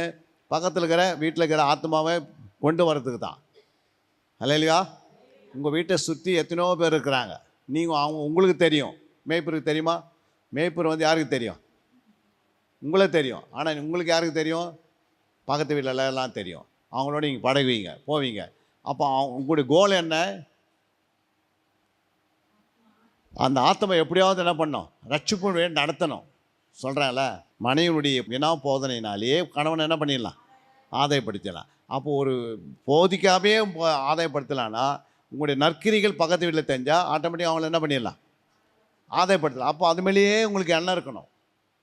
புரியுங்களா? அவங்களுக்கு முன்னாடி நீங்கள் நடக்கும்போது, உட்காரும் போது, எழுந்துக்கும் போது, பேசும்போது, நீங்கள் கொடுக்கல் வாங்கும் போது, இதெல்லாம் கொஞ்சம் எப்படி இருக்கணும்? நம்ம வருஷம் பிறக்குது, பிறந்த நாளில், உங்களுடைய வெட்டிங் டேயில், உங்களுடைய நல்ல கிறிஸ்மஸ் நாட்களில், நமக்கு வர பண்டிகை நாட்கள்லாம் அவங்களுக்கு ஏதாவது ஒன்று கொடுத்து அவங்களுக்காக ஜோம் பண்ணி அவங்கள உள்ளே கொண்டு வரதுக்கு நம்முடைய அன்பு ஒரு நாள் வெளிப்பட்டுரும். அல்லேலூயா. அதுக்கு தான் நம்மளை அங்கே வைக்கிறாரு. புரியுங்களா? இல்லைன்னா நம்மளை அந்த இடத்துல வச்சுன்னா பிரயோஜனம். அப்போ ஆண்டவர் சொல்கிறாரு, நீங்கள் இந்த வேதத்தை தியானிக்கும் போது இந்த வசனங்கள் உங்களுக்கு என்ன பண்ணுது? அன்பு உள்ள உருவாகணும். அப்போ தான் செயல்படுத்த முடியும். நீங்கள் சிந்திக்க மாட்டேன்றீங்க, யோசிக்க மாட்டேன்றீங்க, தியானிக்க மாட்டேன்னா அப்போ இந்த சிந்தனை, யோசனை, நினைவு எங்கே இருக்குது? உங்கள் இருதயத்தில் இருக்குது. அப்போ வசனம் உள்ளே வந்த பிறகு இந்த வேலை தான் செய்யணும். நம்ம என்ன செய்கிறோம்? நமக்குள்ளே என்ன சிந்தனை இருக்குது? உலக சிந்தனையே இருக்குது. சிலருக்குள்ளே உலகத்தையே நினச்சிருக்கிறாங்க, சிலருக்குள்ளே உலகத்தை குறித்தே சிந்திக்கிறாங்க, மாம்சத்தை குறித்தே சிந்திக்கிறது. புரியுங்களா? 7ஆம் வசனம் சொல்லுது, ரோமர் 8:7. எப்படி என்றால் மாம்ச சிந்தை தேவனுக்கு விரோதமான பகை. பாருங்க, நீங்க மாம்ச சிந்தையா இருந்தீங்கன்னா அது தேவனுக்கு பகையா மாறுறீங்க. உங்களுக்கே தெரியாது. ஆண்டவர் உங்களுக்கு என்ன பண்ண? ஆண்டவருக்கு நீங்க பகையா மாறுறீங்க. மாம்ச சிந்தை என்ன உண்டாக்குது? பகை உண்டாக்குது. யாருக்கு? தேவனுக்கு. தேவனுக்கு பகையா உண்டாக்கி அப்புறம் அது தேவனுடைய நியாயப்பிரமாணத்துக்கு கீழ்ப்படியாமலும் கீழ்ப்படிய கூடாமலும் இருக்கிறது. 8. மாம்சத்துக்குட்பட்டவர்கள் தேவனுக்கு பிரியமாய் இருக்க பாருங்க, மாம்சத்துக்குட்ட. அப்ப மாம்ச சிந்தை மரணம், மாம்ச சிந்தை தேவனுக்கு பகை. அப்புறம் மாம்சத்துக்குட்பட்டவர்கள் தேவனுக்கு பிரியமா இருக்க மாட்டாங்க. மாம்சத்துக்குட்பட்டவர்கள் தேவனுக்கு பிரியமா இருக்க மாட்டோம். அப்போ தேவனுடைய பிரியனா என்ன? கர்த்தருடைய வேதத்தில் இரவும் பகல் என்ன பண்ணோம்? பிரியமா இருந்தால் தான் நம்ம என்ன பண்ண முடியும்? தியானமாக இருக்க முடியும். எப்படி சொல்றாரு? கர்த்தருடைய வேதத்தில் இரவும் பகலும் அதில் நீங்கள் பிரியமாக இருந்து அந்த தியானமே பண்ணின்னு இருக்கணும். தூங்கினா கூட உங்கள் சரீரம், உங்கள் ஆத்மா என்ன பண்ணணும்? தியானத்தில் இருக்கணும், சிந்தித்தே படக்கணும். புரியுங்களா? ஏன் சிந்தினா ஒரு வசனம் உள்ளே போய் அது வேலை செய்வதற்கு பிசாசு விடவே மாட்டான். அதனால தான் நமக்குள்ள அந்த சுபாவம் வரமாட்டேங்குது. கிறிஸ்துடைய சுபாவம் ஏன் வரமாட்டேங்குது? அந்த வசனத்தை உடனே எடுக்கிற யாருன்னா பிசாசு. மத்தேயு 13:19 படி அந்த உணர்வுள்ள தேவனுடைய ராஜ்யத்தின் வசனத்தை அவர்கள் கேட்டும் உணராதிருக்கும் போது பொல்லாங்கன் வந்து என்ன பண்ணிடுறான்? அவன் இருதயத்தில் விதைக்கப்பட்டதை பறித்து கொள்ளுகிறான். ஏன் பொல்லாங்கன் வரான்? ஏன் வரான் அப்படின்னா, அந்த விதையை எடுத்துகிட்டு பிறகு அவனுடைய வாழ்க்கை எம்டியாக இருக்கும். அவனுடைய முன்னேற்றம் எதுவுமே இருக்காது அவனுடைய வாழ்க்கையில். அல்லையா? ஆவிக்கு சரீரக்குரிய வாழ்க்கையில் உனக்கு ஆண்டு கொடுத்துருவாருமா, உனக்கு தேவைகள், உணவு, உடைகள் இருக்கலாம் கொடுத்துருவார். ஆனால் ஆவிக்குரிய ரீதியில் என்ன இருக்காது? முன்னேற்றம் இருக்காது. அன்பு வந்து உங்கள்கிட்ட இருக்காது. நீடி பொறுமை இருக்காது. ஏன் சொன்னால் கோவப்படுவீங்க. சாந்தம் இருக்காது. புரியுங்களா? தாழ்மை இருக்காது. புரியுங்களா? ஏன் இல்லைன்னா உனக்குள்ள என்ன இல்லை? கிறிஸ்து உள்ள உருவாகலை. கலாத்தியர் 4:19 வாசிக்கும் போது, என் சிறு பிள்ளைகளே கிறிஸ்து உங்களிடத்தில் உருவாகும் அளவும் உங்களுக்காக மறுபடியும் கர்ப்பவேதனை படுகிறேன். அப்ப கிறிஸ்து எங்க உருவாகணும்? நமக்குள்ள உருவாகணும். சும்மா உருவாகுமா? இப்போ நான் உன் மேலே வந்து அப்படி கை வச்ச டக்குன்னு உருவாகுதா? இப்போ ஒரு பிள்ளையை உருவாக்குறீங்க. எப்படி உருவாக்குறீங்க? ஒரு பிள்ளை பிறந்துட்டு பிறகு அந்த தாய் என்ன பண்ணுறாங்க? ஃபஸ்ட்டு பெற்று எடுத்த பிறகு அது தாய்ப்பால் கொடுக்குறாங்க. அது உருவாகுது. என்ன உருவாகுது? தாய்ப்பால் யாருன்னா கொடுக்காது இருக்கிறீங்களா பிள்ளைங்களுக்கு? தாய்ப்பால் குடிக்காத யாருன்னா பிள்ளைங்க இருக்குமா? அந்த தாய்ப்பால் குடிச்சுதான் அது என்ன பண்ணுது? உருவாகுது. ஏன் உருவாகணும்? அந்த ஸ்டேஜ் எப்படி இருக்குது? அது எதுவும் வந்து என்ன பண்ணாது. அதுக்கு சோறு போட முடியாது, அது கொஞ்சம் பிஸ்கட் கொடுக்க முடியாது, எதுவும் கொடுக்க முடியாது. ஏன்னா அது குழந்தை என்ன வந்து அதனுடைய எல்லா சரீரத்தினுடைய எல்லாம் எப்படி இருக்குது? அதே மாதிரி ஒருத்தர் கிறிஸ்துக்குள் பிறந்தவர்களுக்கு முதல் கொடுக்க வேண்டியது என்னன்னா ஞானப்பால், திருவசனமாகிய ஞானப்பால். அப்போ இந்த ஞானப்பாலை நீங்கள் என்ன பண்ணோம்? 1 பேதுரு 2:3 சொல்லுது, நீங்கள் வளரும்படி புதிதாய் பிறந்த குழந்தைகளைப் போல திருவசனமாகிய கலங்கமில்லாத ஞானப்பாலின் மேல் வாஞ்சியாயிருங்கள். அப்போ இந்த ஞானப்பால் என்ன பண்ணோம்? இந்த திருவசனம் தான் ஞானப்பால். அல்லேலூயா. அப்போ இந்த ஞானப்பாலை நீங்கள் என்ன பண்ணோம்? அப்போ திருவசனம் தான் ஞானப்பால்னா, திருவசனம் என்ன? இந்த அதிகார ஆராய்ச்சி, இந்த வார்த்தையின் ஆராய்ச்சி, இந்த வசன ஆராய்ச்சி, இந்த கேரக்டர் குணப்பாத்திர ஆராய்ச்சி. அப்போ ஆராய்ந்து பாரு ஆண்டு சொல்கிறாரு. அல்லேலூயா. வேத வாக்கியங்களை என்ன பண்ணணுமா? ஆராய்ந்து பாருங்க. ஏன் ஆராய்ந்து பார்க்கணும்? அதாம்மா நித்திய ஜீவன் உண்டு. ஆனால் ஏன் ஆராயிறேன்னா, நமக்குள்ளே இந்த அறிவு, வேத அறிவு என்ன பண்ணுது? வளருது. புரியுங்களா? உனக்குள்ளே வேத அறிவு வளரணுன்னா நீ வேதத்தை வந்து மாதத்துக்கு ஒரு நாள் படிச்சுருந்தா வேத அறிவு இருக்காது. புரியுங்களா? அப்போ வேத அறிவு சும்மா வருமா? ஏபிசிடி நீங்கள் ஸ்கூலில் போய்ட்டு ஏபிசிடியே ஒன்று சொல்லாது விட்டுறாங்க. அப்போ எப்போது இங்கிலீஷ் ஏதுன்னு சொன்னால் ஏது முடியுமா? ஏன்னா அந்த அந்த ஆரம்பத்தான் அந்த ஏபிசிடி தான் அந்த திருவசனமாகிய ஞானப்பால் மாதிரி. அந்த ஏபிசிடி தமிழில் என்ன இருக்குது? மெய்யெழுத்து, உயிரெழுத்து. இந்த உயிரெழுத்தும் மெய்யெழுத்து ஞானப்பால். அதுவே தெரியாத ஒரு மனுஷனுக்கு நீ போய் எழுதுங்கன்னா என்ன பண்ண முடியாது. அப்போ இந்த ஞானப்பால் அப்புறம் நீங்கள் வார்த்தைகள் ஜோடிக்கும் போது, எழுத்துக்களை ஜோடிக்க படிக்கும் போது அது உனக்கு நீதியின் வசனமாக மாறுது. இல்லையா? அப்போ ஃபஸ்ட்டு குழந்தைக்கு என்ன வேணும்? பால் தான் வேணும். நீங்கள் கொஞ்சம் கொஞ்சமாக பைபிளை வாசிக்க தேடி வாசிக்க, தியானித்து வாசிக்க, ஆராய்ந்து வாசிக்க, இந்த வசனத்திலேயே நீங்கள் சிந்திக்கும் போது, யோசிக்கும் போது இந்த வசனம் உனக்கு என்ன வேலை செய்யுது? ஞானப்பாலாக வேலை செய்யுது. புரியுங்களா? அப்போ நீங்கள் விடுவீங்க, எழுந்துப்பீங்க. குழந்தை என்ன பண்ணோம்? ஒரு சின்ன பாவம் செய்துடும், சின்ன கோவப்பட்டுரும், டக்குன்னு வீட்டுக்காரரை திட்டும், டக்குன்னு பக்கத்து வீட்டில் இருக்கிற திட்டிடும், குப்பை கொண்டு போய் அங்கே போட்டுரும், குழந்தை சண்டை வரும். நம்ம கிறிஸ்தவ தான் இருப்போம், ஆனால் ரசிக்கப்பட்டிருப்போம். ஆரம்பத்தில் இதெல்லாம் என்ன பண்ணோம்? அடிக்கடிக்கு பணம் வாங்கி கடன் கொடுக்க மாட்டோம், அவங்கள நாளைக்கு தரேன் ஏமாற்றுவோம், ஒரு பொய் சொல்லுவோம். இதெல்லாம் எப்போ வருது? இந்த குழந்தை இருக்கிற நேரத்தில் தான் வரும். ஆனால் நீ முதிர்ச்சி அடைய நீ உள்ளுகிற ஆத்மாவுக்கு அடுத்த ஸ்டேஜுக்கு கொண்டு போகிற பாருங்க, பலப்படுத்தினே இருக்கு பாருங்க. உள்ளான மனிதன் நாளுக்கு நாள் என்ன பண்ணுறான்? அப்போ அது பூரண புருஷனாக வர வரைக்கும் விடக்கூடாது. குழந்தையா இருக்கு பவுல் சொல்றாரு, நான் குழந்தையா இருந்தேன், குழந்தை குறிகளே என்ன பண்ணேன்? எபேசியர் 4:14 நாம் இனி குழந்தைகளாயிராமல் என்ன பண்ணக்கூடாது? குழந்தைகளாயிராமல் மனுஷனுடைய சூதும் வஞ்சிக்கிறதற்கு ஏதுவான தந்திரமுள்ள போதகமாகிய பலவித காற்றினாலே அலைகளைப் போல அடிபட்டு அலைகிறவர்களாய் இராமல் அன்புடன் சத்தியத்தை கைக்கொண்டு தலையாகிய கிறிஸ்துவுக்குள் எல்லாவற்றிலேயும் நாம் வளருகிறவர்களாய் இருக்கும்படியாக எப்படி வளர்ந்தா நம்ம வளருகிறவர்களா இருந்து அப்படி செய்தார். அப்ப ஏன் அந்த வசனம் சொல்ற 4:11 வாசித்து பாரு. அப்ப என்ன சொல்லுது? மேலும் நாம் அனைவரும் சபையார். அப்ப மேல அனைவரும் யாரு? சபையார் அனைவரும் தேவனுடைய குமாரனை பற்றும் விசுவாசத்திலும் அறிவிலும் ஒருமைப்பட்டவர்களாகி கிறிஸ்துவனுடைய நிறைவான வளர்ச்சியில அளவுக்கு தக்க பூரண புருஷர் ஆகும் வரைக்கும் நம்ம என்ன பண்ணோம்? சபை முழுமையா பூரண புருஷரா வந்துடணும். அல்லேலூயா. அப்போ பூரண புருஷரா எப்போ வரும்? உடனே கல்யாணம் ஆகி பூரண புருஷரா வந்துடுறோம், உடனே வரல. அப்போ அவங்க என்ன பண்ணுறாங்க? வளர்ந்துனே வந்து வயசில் வளர வளர ஒரு 60-70 வயசு ஆகும்போது என்ன பண்ணுறாங்க? அவங்களுடைய பேச்செல்லாம் கொஞ்சம் நிதானிக்குது. ஃபஸ்ட்டு பேசுகிற மாதிரி பேச மாட்டாங்க, கோவப்பட மாட்டாங்க, எரிச்சல் அடி மாட்டாங்க. அப்போது சாதாரண வெளியே ஒரு புருஷனுக்கு வெளியே அவங்க பூரணமாக வயசு ஆக ஆக ஆக அவங்களுடைய பேச்சு எல்லாம் நிதானிக்கிறாங்க. ஆரம்பத்தில் என்ன பண்ண மாட்டாங்க? ஆனால் இப்போ நீங்கள் திருவாசனம் ஞானப்பாலை குடிச்சிட்டு நீங்கள் அடுத்தது அன்பிலையும் அறிவிலையும் நீங்கள் என்ன பண்ணுற? வளர வளர வளர பூரண புருஷர் ஆகிடுறீங்க. என்ன பண்ணு சார்? அப்போ பூரண புருஷர் ஆகிட்டு பிறகு என்ன பண்ண மாட்டீங்க? பூரண புருஷர் ஆகிட்டீங்கன்னா இப்போ யாருமே எதிர்க்க மாட்டீங்க, எல்லாரையும் தாங்குவீங்க, எப்படி ஞானமாய் பேசுவீங்க, எல்லாருக்கும் ஞானமாய் புத்தி சொல்வீங்க.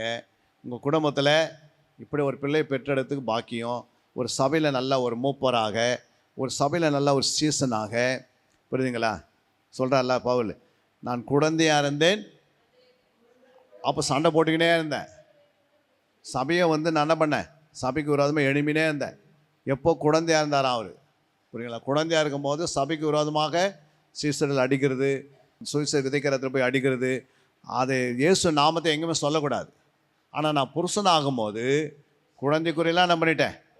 ஒழித்து. அப்போ நம்ம குழந்தைக்குரிய காரியத்துலேருந்து வளர நேரத்தில் குழந்தைக்கு எழுதுக்கிறோம் ஒரு முறை 2 முறை 3 முறை 4 முறை. ஆனால் வாழ்க்கையில் அப்படியே நீங்கள் என்ன பண்ணுறீங்க? பூரண புருஷர்களை வரும்போது குழந்தைக்குள்ளெல்லாம் அவங்களுக்கு ஒழிந்து போயிடுது. அது பிறகு நீங்கள் பாவத்தில் போய் தள்ளுனா கூட தள்ள மாட்டீங்க, விட மாட்டீங்க, கடன் வாங்கினா வாங்க மாட்டீங்க, பொய் சொல்லனா சொல்ல மாட்டீங்க. ஏன் அப்படின்னா உங்களுடைய வாழ்க்கையில் என்ன ஆகுது? இந்த வசனத்தில் வளர வளர, அபிஷேகத்தில் வளர வளர, கிருபையில் வளர வளர, சபையில் வளர வளர, நீங்கள் இந்த சபையில் நல்ல முதிர்ச்சி அடைந்து பூரண புருஷராக இருந்து அநேக ஆத்துமாக்களை ஆதாயப்படுத்தி ஒரு கூட்டத்தை நீங்கள் கொண்டு போகிற அளவுக்கு உங்களுக்கு என்ன பண்ணுற? அவ்வளோ பெரிய வெளிச்சத்தில் வாடுறீங்க. அல்லேலூயா. அவ்வளோ பிரகாசிப்பீங்க. ஒரு நாள் உங்களுடைய வாழ்க்கையில் குறைன்றது ஒன்று இருக்கவே இருக்காது. அல்லேலூயா. குறைன்றது இருக்காது. ஏன் அப்படின்னா நீங்கள் என்ன ஆகிட்டீங்க? இப்போ பூரண புருஷன். அப்போ கிறிஸ்துக்குள் ஒருத்தர் பிறந்திருக்கிறாருன்னா அப்போ கிறிஸ்து உங்களுக்குள்ளே உருவாங்க மூலமும் என்ன பண்ணுறாரு? சபை மேய்ப்பின் கர்ப்ப வேதனைப்படுறாரு. புரியுங்களா? ஏன்னா அடிக்கடிக்கு நம்ம என்ன பண்ணுறோம்? உருவாகாத விழுந்துடுறோம். புரியுங்களா? இல்லை நம்ம லேட்டாக வரோம், அசதியாக வரோம். தேவனுடைய வேலையை அசதியாக செய்கிறவன் அப்போ சாபம் தானே ஏற்றிக்கிறோம். அப்படின்னா இந்த நீங்கள் வளர வளர வளர வளர ஐயோ நம்ம அசதியாக இருக்கக்கூடாது, தேவனுடைய ஆலயத்தில் உபவாசத்தில் அசதியாக இருக்கக்கூடாது. சர்ச்சிலே என்ன பண்ணுவாங்க? சிலவங்க உட்காந்து தூங்கின்னு இருப்பாங்க. ஒரு பக்கம் நம்ம மேய்ப்பர் செய்தி கொடுத்துருந்தா இவங்க தூங்கின்னு இருப்பாங்க, இல்லைன்னா ஒரு ஃபோன் எடுத்துக்கின்னு வெளியே போவாங்க. இதெல்லாம் அசதி. தேவன் பேசும்போது நீ ஃபோன் எடுத்துன்னு போகிறனா அப்போ நீங்கள் பெரியவரா ஆண்டவர் பெரியவரா? உன் ஃபோனு பெருசா ஆண்டவர் பெருசா? ஆண்டவர் தான் பெரியவர். அப்போ ஆண்டவருக்கு கனப்படுத்தணும்ல. அப்போ அவர் பேசட்டுங்க. அவர் சொல்கிறாரு, மோசஸ் சொல்கிறாரு, ஆண்டவர் பேசுகிறத நான் கேட்குறேன். அல்லேலூயா. அப்போ கர்த்தர் பேசும்போது அது யார் பேசினாலும், மேய்ப்பர் பேசினாலும், ஒரு விசுவாசி எழுப்பி சாட்சி கொடுத்தாலும் நம்ம அசதியாக என்ன பண்ணக்கூடாது? அந்த வேலையை செய்யக்கூடாது. அப்போ தேவனுடைய வேலையை அசதியாக செய்கிறவர்கள் அந்த சாபம் தானாக வருது. புரியுங்களா? அதனால தான் யூதாசுக்குள்ளே சொல்கிறார் ஆண்டவர், இந்த பாத்திரத்தில் இப்போது நான் கொடுக்கும்போது இந்த திராட்சை ரசத்தை அப்போ என்ன பண்ணுவாங்க? பிசாசு உள்ள நுழைவான்னு சொல்லிடுறார் ஆண்டவர் முதல்ல. ஏன் சொல்கிறேன்னா அவனுக்குள்ளே அந்த சுபாவம் போகவே மாட்டேங்குது, கடைசி வரைக்கும் அப்படியே வச்சுன்னுக்கிறான். புரியுங்களா? ஆண்டவர்கிட்டே கேட்டிருக்கலாம், 30 வெள்ளை காசு கேட்டிருந்தா அவரே கொடுத்துட்டுப்பார். அல்லேலூயா. இது மாதிரி 2 பிளாட் வாங்கின ஆண்டவரே எனக்கு உதவி செய்திருப்பா, செய்திருக்க மாட்டார். செய்திருப்பார். ஏன் அப்படின்னா இவ்வளோ பெரிய தேவன் நான் அவ்வளோ அற்புதம் அடையாளங்களை காட்டி ஆண்டவர் செய்த அற்புதங்கள் வந்து பைபிள் எழுதுனா கொள்ளாதுன்றாரு. அவ்வளோ அற்புதம் செய்த ஆண்டர்கிட்ட இவன் ஏன் கேட்கல? புரியுங்களா? நானே என்னுடைய திறமையில் நிற்கிறேன்றாங்க. நீ ரட்சிக்கப்பட்ட பிறகு நீ தேவனுக்கு பிள்ளையாக மாறிட்ட. பிள்ளையாக மாறின பிறகு உன்னுடைய எல்லா தேவையும் யார்கிட்ட இருக்குது? தேவன் தான் உனக்கு கொடுக்கணும். பரத்துலேருந்து ஜோதிகள் பிதாவினிடத்துலேருந்து என்ன பண்ண உன்னுடைய எல்லா நன்மைகளும் உனக்கு கொடுப்பாரு. நீ மனுஷனை நம்பிக்கின்னு அவன் எனக்கு அவர் எனக்கு பார்த்துக்கப்பாரு, இவர் என்னை பார்த்துப்பாரு, இந்த தெருவில் ஒரு எம்எல்ஏ இருக்கிறார் அவர் என்னை பார்த்துப்பாரு, எதனா கஷ்டம் வந்து அவர்கிட்ட போய் அவர் எல்லாமே கை விட்டுருவாங்க. ஆனால் ஒருத்தர் கைவிடாதவர் யார்? ஏன் சார் உனக்கு யார்? அப்போ உனக்கு வந்து யாருமே இருக்கக்கூடாது. நான் கிண்டியில் போய் நான் கிளாஸ் எடுத்தேன் போலீஸ் குவார்ட்டர்ஸில், நிறைய எல்லாம் போலீஸ் தான். அப்போது ஒரு டிரைவர் வந்து அவர் வந்து அந்த ஐஜிக்கு வந்து என்ன பண்ணுறாரு, டிரைவிங் பண்ணுறாரு டிரைவர். அவர் வீட்டில் தான் நடக்குது கிளாஸ். அப்போ எனக்குன்னா நான் ஏதாவது நம்ம எப்போது மாட்டிக்கணும்னா டிரைவரில் டக்குன்னு ஒரு ஃபோன் வச்சு என்ன பண்ணோம், அவர் ஐஜிக்கு சொல்லி நம்மளை விடுவிச்சுருவார். டிராஃபிக்கில் அவர் தான் பெரியவங்க, ஐஜி அவங்க தான் இருக்கிறாங்க. அப்படி ஒரு எண்ணம் வச்சு அப்புறம் ஆண்டு சொன்னால் இப்படிலாம் அவங்க எண்ணம் வரக்கூடாது, அந்த ஐஜி கடையில் நான் தான் ஐஜியாக இருக்கிறேன்.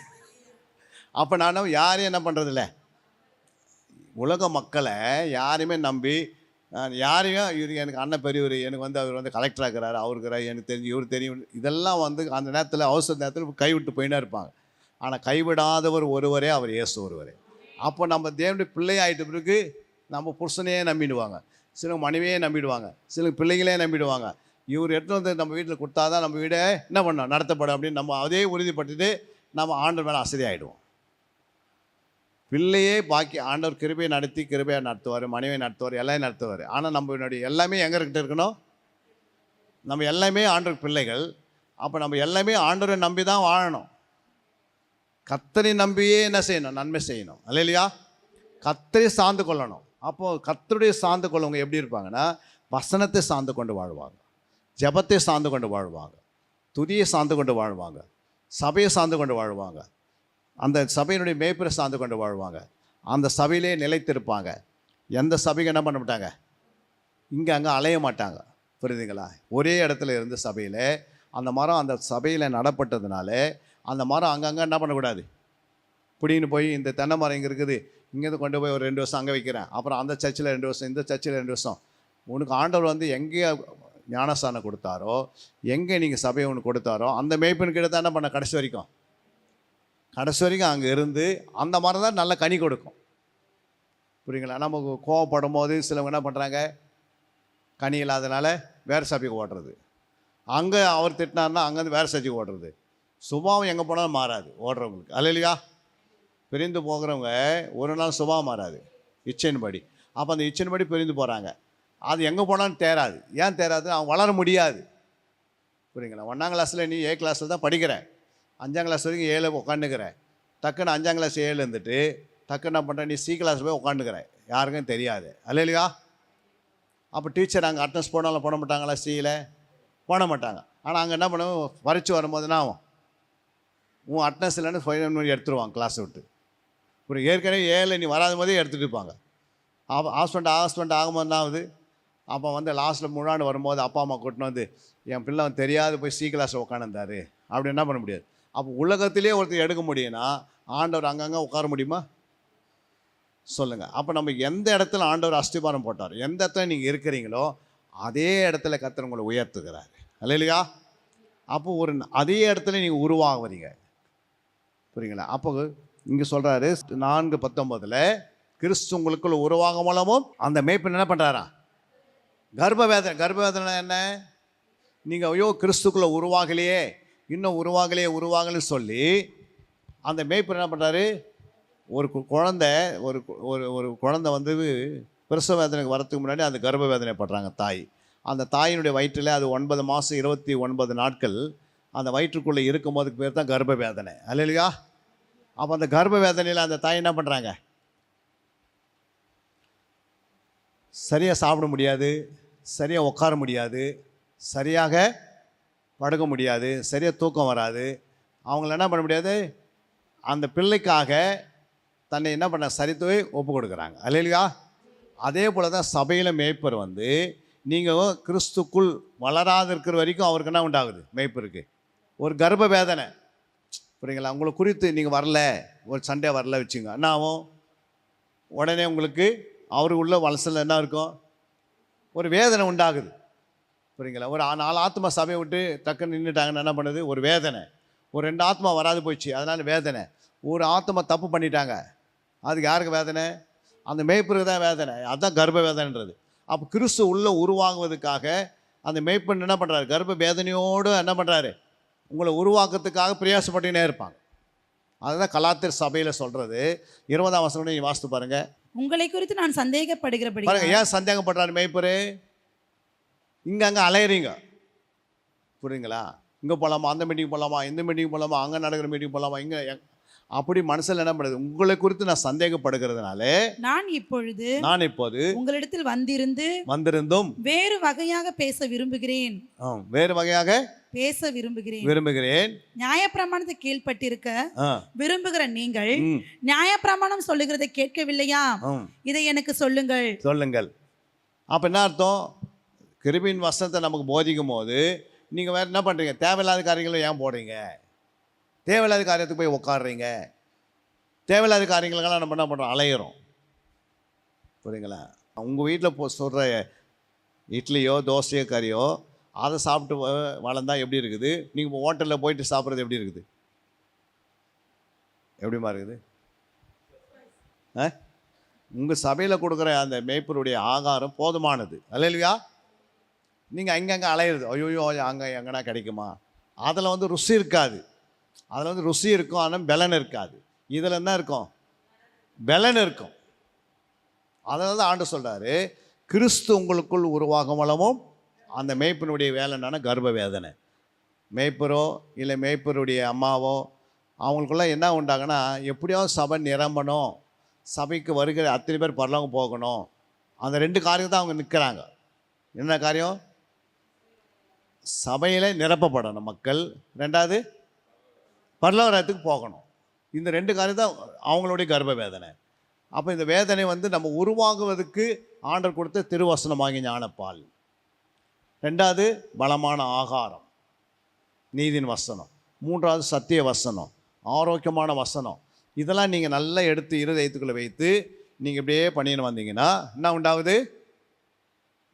வாழ்க்கையில் அப்படியே முன்னேற்றம் வருது அல்லையா? கொஞ்சம் கொஞ்சமாக நீங்கள் வளர்ந்துடுறீங்க.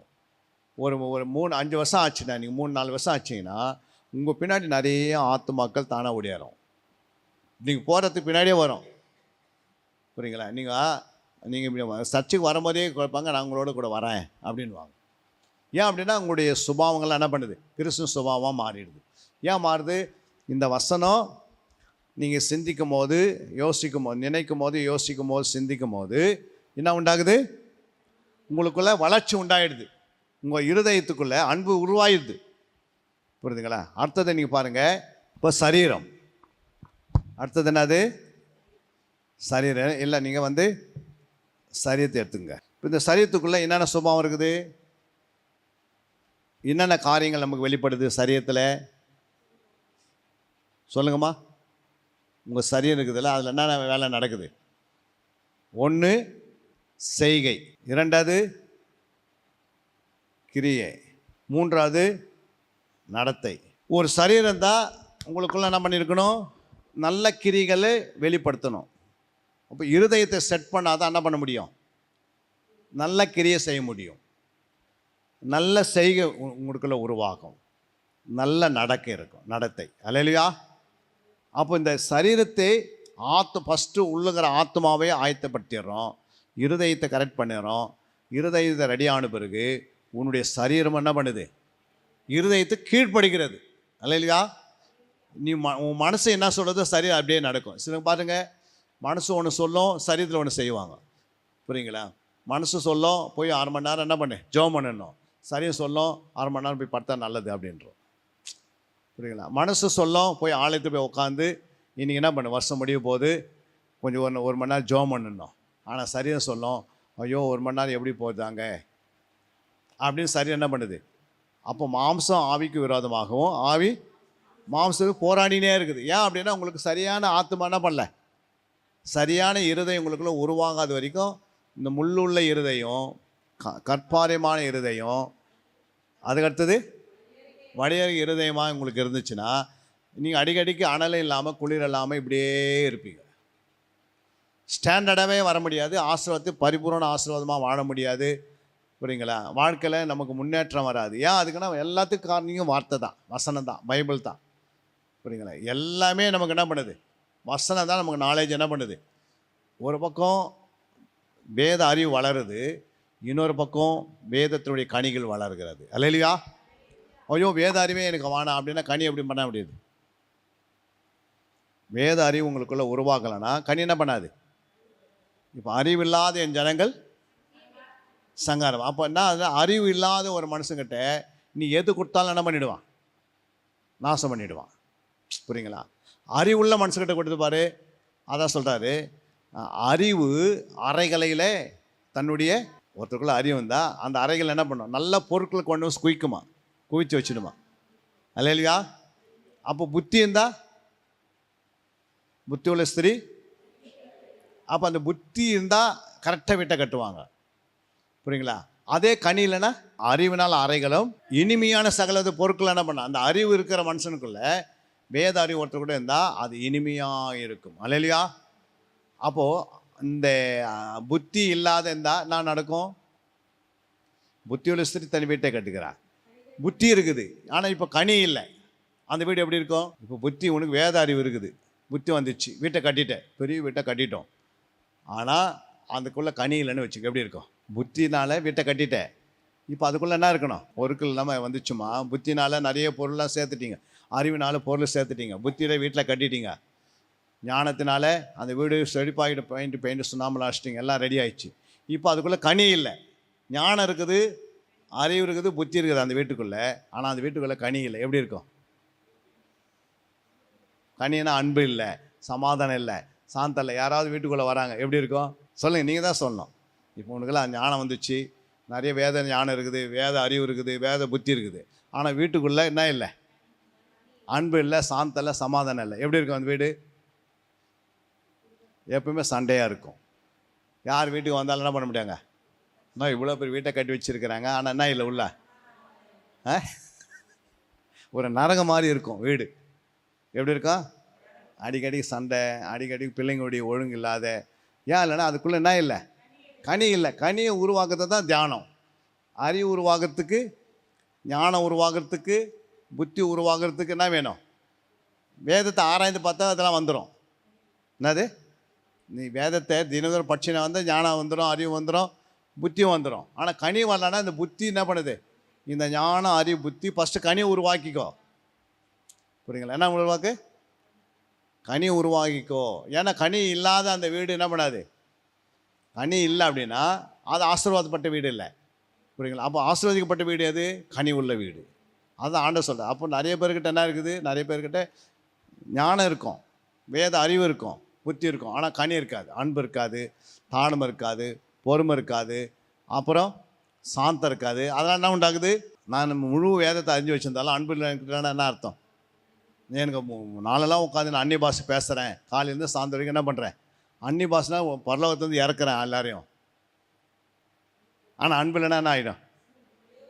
அது ஒன்றுமே இல்லை. அல்லேலூயா. அப்போ அந்த அறிவும் முடிஞ்சிடும், ஆனால் அன்பு தான் நிலைத்து இருக்கும். அப்போ இந்த அறிவு வேணும், அதனால் அறிவு வேணான்னு சொல்ல, அந்த அறிவோடு அன்பு வளரணும். அந்த ஞானம் எதுக்குன்னா ஒருத்தர்கிட்ட எப்படி பேசணும்.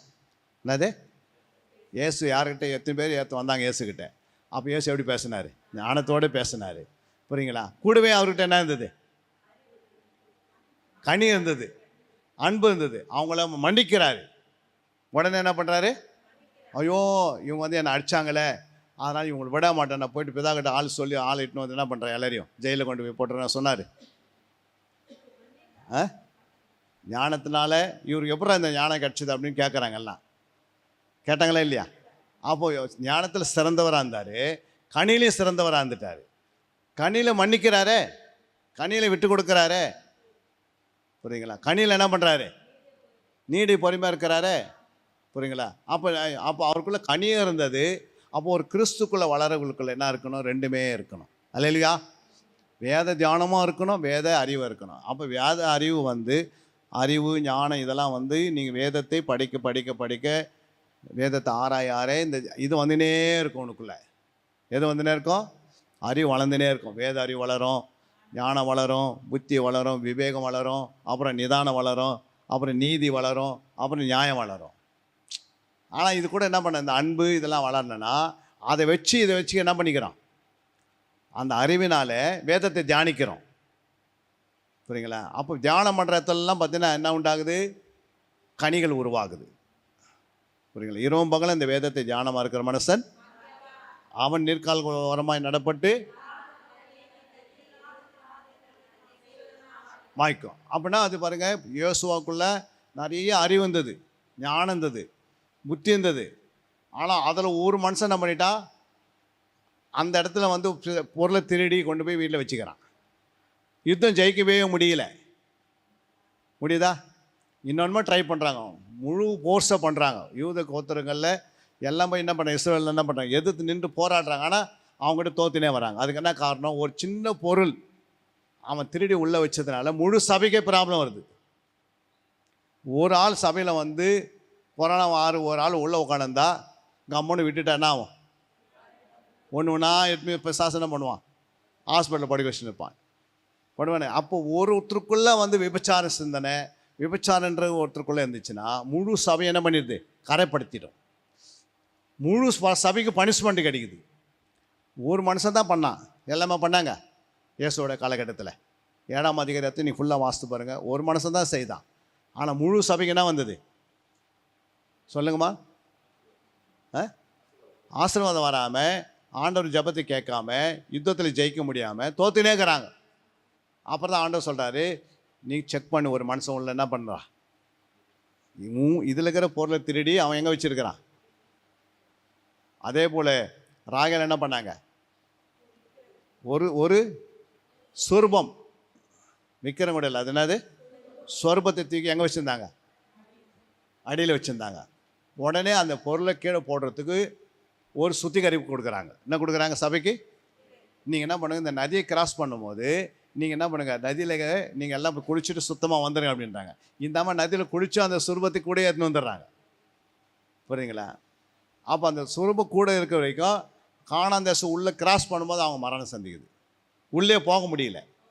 ஏன் போக முடியல? அந்த சொரூபம் தடுக்குது. அப்போ தேவனுக்கு தடுக்குது, நமக்குள்ள இருக்கிற சுபாவம் தடுக்குதா, உடனே அறிக்கை செய்து சுத்திகரித்து ஆண்டோட உடனே திரும்பிடணும். இல்லைங்க நைட்டு பார்த்துக்கலாம், புருஷங்கிட்ட சண்டை போட்டேன், நாளைக்கு பேசிக்கலாம், 10 நாள் 10 பேசிக்கலாம்னா அதுக்குள்ளே பிசாசு என்ன பண்ணுறான், மூட்டை மூட்டையாக போட்டுருவான் உள்ள. இல்லையா? பல பிரச்சனையும் கொண்டு வந்துடுவான். அதனால தான் எப்பவுமே குடும்பம் ஒரு மனதோடு இருக்கணும். கனியும் இருக்கணும் குடும்பத்தில்.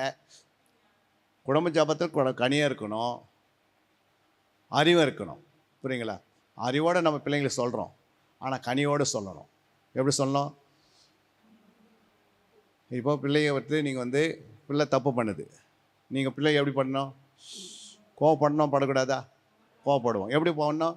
எபேசியர் 6ஆம் அதிகாரம் 5ஆம் வசனம். வேலைக்கு அதுக்கு மேலே பிதாக்களே, நீங்களும் உங்கள் பிள்ளைகளை கோபப்படுத்தாமல் பாருங்க, உங்கள் பிள்ளைகளை கோபப்படுத்தாமல் கர்த்தருக்கு ஏற்ற சிட்சையிலும் போதனையிலும் அவர்களை வளர்ப்பீர்களாக. அப்போ கோபம் பிள்ளைங்க மேல என்ன பண்ணக்கூடாது? பிதாக்களே, நீங்களும் உங்கள் பிள்ளைகளை கோபப்படுத்தாமல் கர்த்தருக்கேற்ற சிட்சையிலும். அப்போ பிள்ளைய கோபப்படுத்தக்கூடாது, ஆனா என்ன பண்ணணும்? சிட்சிக்கணும். சிச்சையில் நிறைய பேர் சிச்சிக்கும் போது எப்படி சிச்சிக்கணும்? கோபத்தோடு தான் சிச்சிப்பாங்க. புரியுங்களா? ஆனால் அந்த இடத்துல என்ன வரக்கூடாது? கர்த்தருக்கு ஏற்ற சிச்சை இருக்கணுமா? ஆனால் அதுக்குள்ளே என்ன இருக்கக்கூடாது? கோபம்ன்றது உன் முகத்தில் பிள்ளைக்கு தெரிஞ்சிடக்கூடாது. இல்லையா? அப்போ தகப்பன் வந்து தான் பிள்ளையை சிச்சிக்கும் போது ஏன் அப்படின்னா, நீ கனியோடு சிச்சிக்கணுன்றாரு. என்னது? அன்போடு சிச்சி. அதான் கர்த்தர்னா அன்பாக இருக்கிறார் ஆண்டவர். அந்த அன்பினாலே பிள்ளை என்ன பண்ணணும்? சிச்சிக்கணும். அப்படியே அவங்கள என்ன செய்யணும்? கோபம் உன் முகத்துலேருந்து கோபம் தெரியும். அந்த பிள்ளை எங்கள் அப்பா கோவப்படுவார், எங்கள் அம்மா கோவப்படுவாங்கன்னு அப்படின்னு அவங்களுக்கு தெரிஞ்சிச்சுன்னா பிள்ளைக்கு அந்த சுபாவம் என்ன பண்ணோம்? கோபத்தினால சிச்சுக்கு தான் சிச்சுவான்னு நினைக்க மாட்டாங்க, அவங்க வெறுப்பாக நினைச்சிடுவாங்க. நினைப்பாங்க. அப்போ பிள்ளை வெறுக்க ஆரம்பிச்சிடும் பெற்றவங்களை. அதுதான் ஆண்டவர் சொல்கிற, கர்த்தருக்குள்ள நீ எப்படின்னா, நீ கோபப்படுத்தாமனா அப்போ தாழ்மையாக இருக்கணும், சாந்தமாக இருக்கணும். அங்கே நீ கோபமே படாமையே பிள்ளை என்ன பண்ணோம்? நம்ம அப்படியே சிச்சிக்கும் போது, சிச்சைன்றது யாரை சிச்சுப்பாங்க? யாரத்தில் நேசிக்கிறான் அவன் தான் ஆண்டவர் சிச்சுப்பார். அப்போ அந்த சுவிட்சில் என்ன இருக்குது? அன்பு ஒன்று உள்ளே வச்சு, ஆனால் சுவிட்சு வலிக்கும், சுவிட்சு பலவீனப்படுத்தும். ஆனால் அன்பினாலேயே சிருஷ்டித்து அவங்கள கரெக்டாக கொண்டு வந்துடணும். அல்லேலூயா. அப்போ அந்த கனியோடு வேலை செய்யணும், வெறியோட சிரிச்சக்கூடாது, கனியோடு. அப்போ அந்த கனி இல்லை அப்படின்னா அதுதான் கனி. கனி வந்து நமக்கு வருதுன்னா சும்மா வந்து டக்குன்னு அப்படின்னா பண்ண மாட்டார். எவ்வளோ வசனத்தை வாசிக்கிறோம், எவ்வளோ நம்ம வசனங்களை மனப்பாடம் பண்ணுறோம். இந்த அன்பு உருவாகிடுச்சுன்னா அது பிறகு எல்லா கனியும் பின்னாடி என்ன பண்ணுது? டக்குன்னு உருவாக ஆரம்பிச்சிடுது. அப்போ தியானிக்கிற இந்த புத்தகத்தை நீங்கள் ஒரு சீசனாக ஆகி சபையில் ஆத்ம ஆதாயம் செய்யணும்னா ஒரு சீசனுக்குள்ளே என்னென்ன குணங்கள் இருந்து நான் சொன்ன 7 குணம் சொன்னேன். என்னென்ன இருக்கணும்? தன்னைத்தான் வெறுத்து இருக்கணும், தன் சிலுவை எடுத்திருக்கணும், அப்புறம் கற்றுக்கொள்பவன், விட்டு விடுகிறவன், சிலுவை சுமக்கிறவன், சொன்னதை அப்படியே செய்கிறவன், குரை போல ஒரு குரை போல என்ன பண்ணுவான்? வந்துடுவான். அப்போ நீங்கள் அப்படியே வளர இயேசுவை போல பேசுவீங்க. இயேசு எப்படி பேசினார் அப்படியே உங்களுடைய வாழ்க்கையில் ஒரு 3-4 வருஷத்துக்குள்ளேயோ நீங்கள் தியானிக்க ஒரு சீசனுடைய வேலை என்ன அப்படின்னா புரியுங்களா? ஆத்மா ஆதாயம் அழகாக பண்ணி கொண்டு வருவோம். அல்லேலூயா. ஒரு ஆத்மாவை ஆதாயப்படுத்துவதுக்கு 21 மெத்தட் இருக்குது பைபிள். எத்தனை பின்னாடி வர கிளாஸில் உங்களுக்கு நான் சொல்லுவேன். அது 21 மெத்தட் எப்படி ஒரு ஆத்மா ஆதாயப்படுத்தி 21 மெத்தடில் பண்ணிடலாமா? அல்லேலூயா.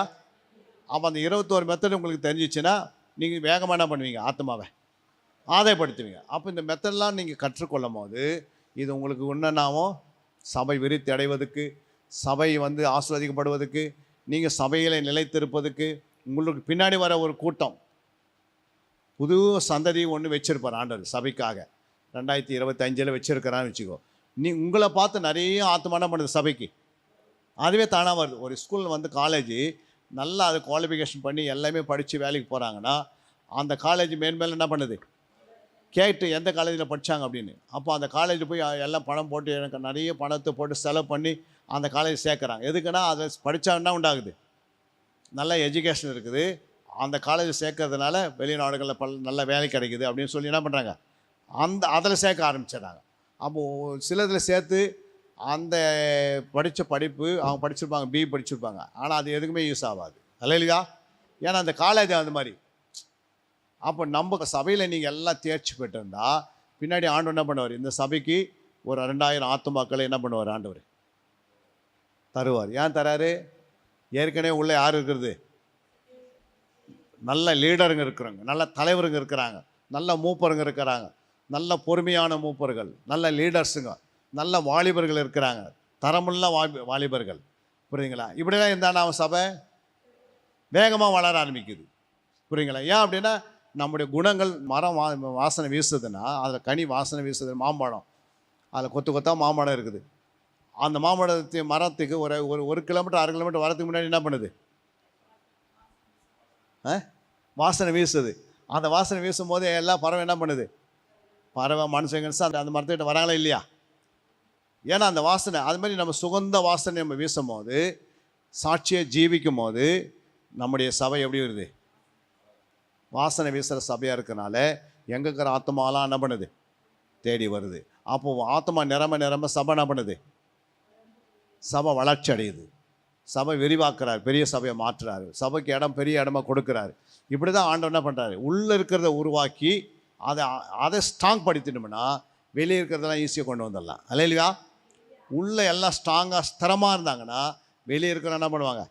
தானவே ஆண்டவர் நம்ம ரட்சிக்கப்படுகிற கத்த சபையில் இந்த சபைக்குள்ளே கொண்டு போங்க, இந்த சபையில் கொண்டு போங்க. இங்கே இருக்கிற வாலிபர் பிள்ளைங்க எப்படி இருக்கிறாங்க?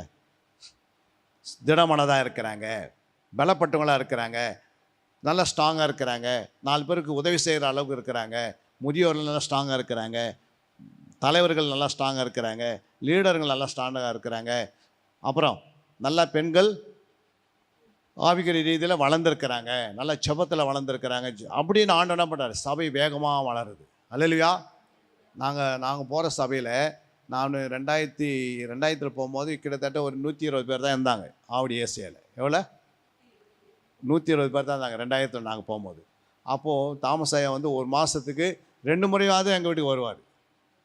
புரியுங்களா? 2007 வரும்போது அவர் ஒரு முறை தான் வந்தார். 2010 பிறகு அவர் வரையவில்லை. ஏன் அதுகளை என்ன பண்ணுச்சு? 1000 வளர்ந்துச்சு. அப்புறம் அவரால் என்ன பண்ணவில்லை. அப்போ எங்கள் கீழே வந்து நிறைய டாக்டருங்க ரசிக்கப்பட்டாங்க. நிறைய சிஎஸ்ஐயில் போய் நாங்கள் ஞானஸ்தானம் கொடுத்து நிறைய பேர் திருப்பணும் உள்ளோம். அல்லையா?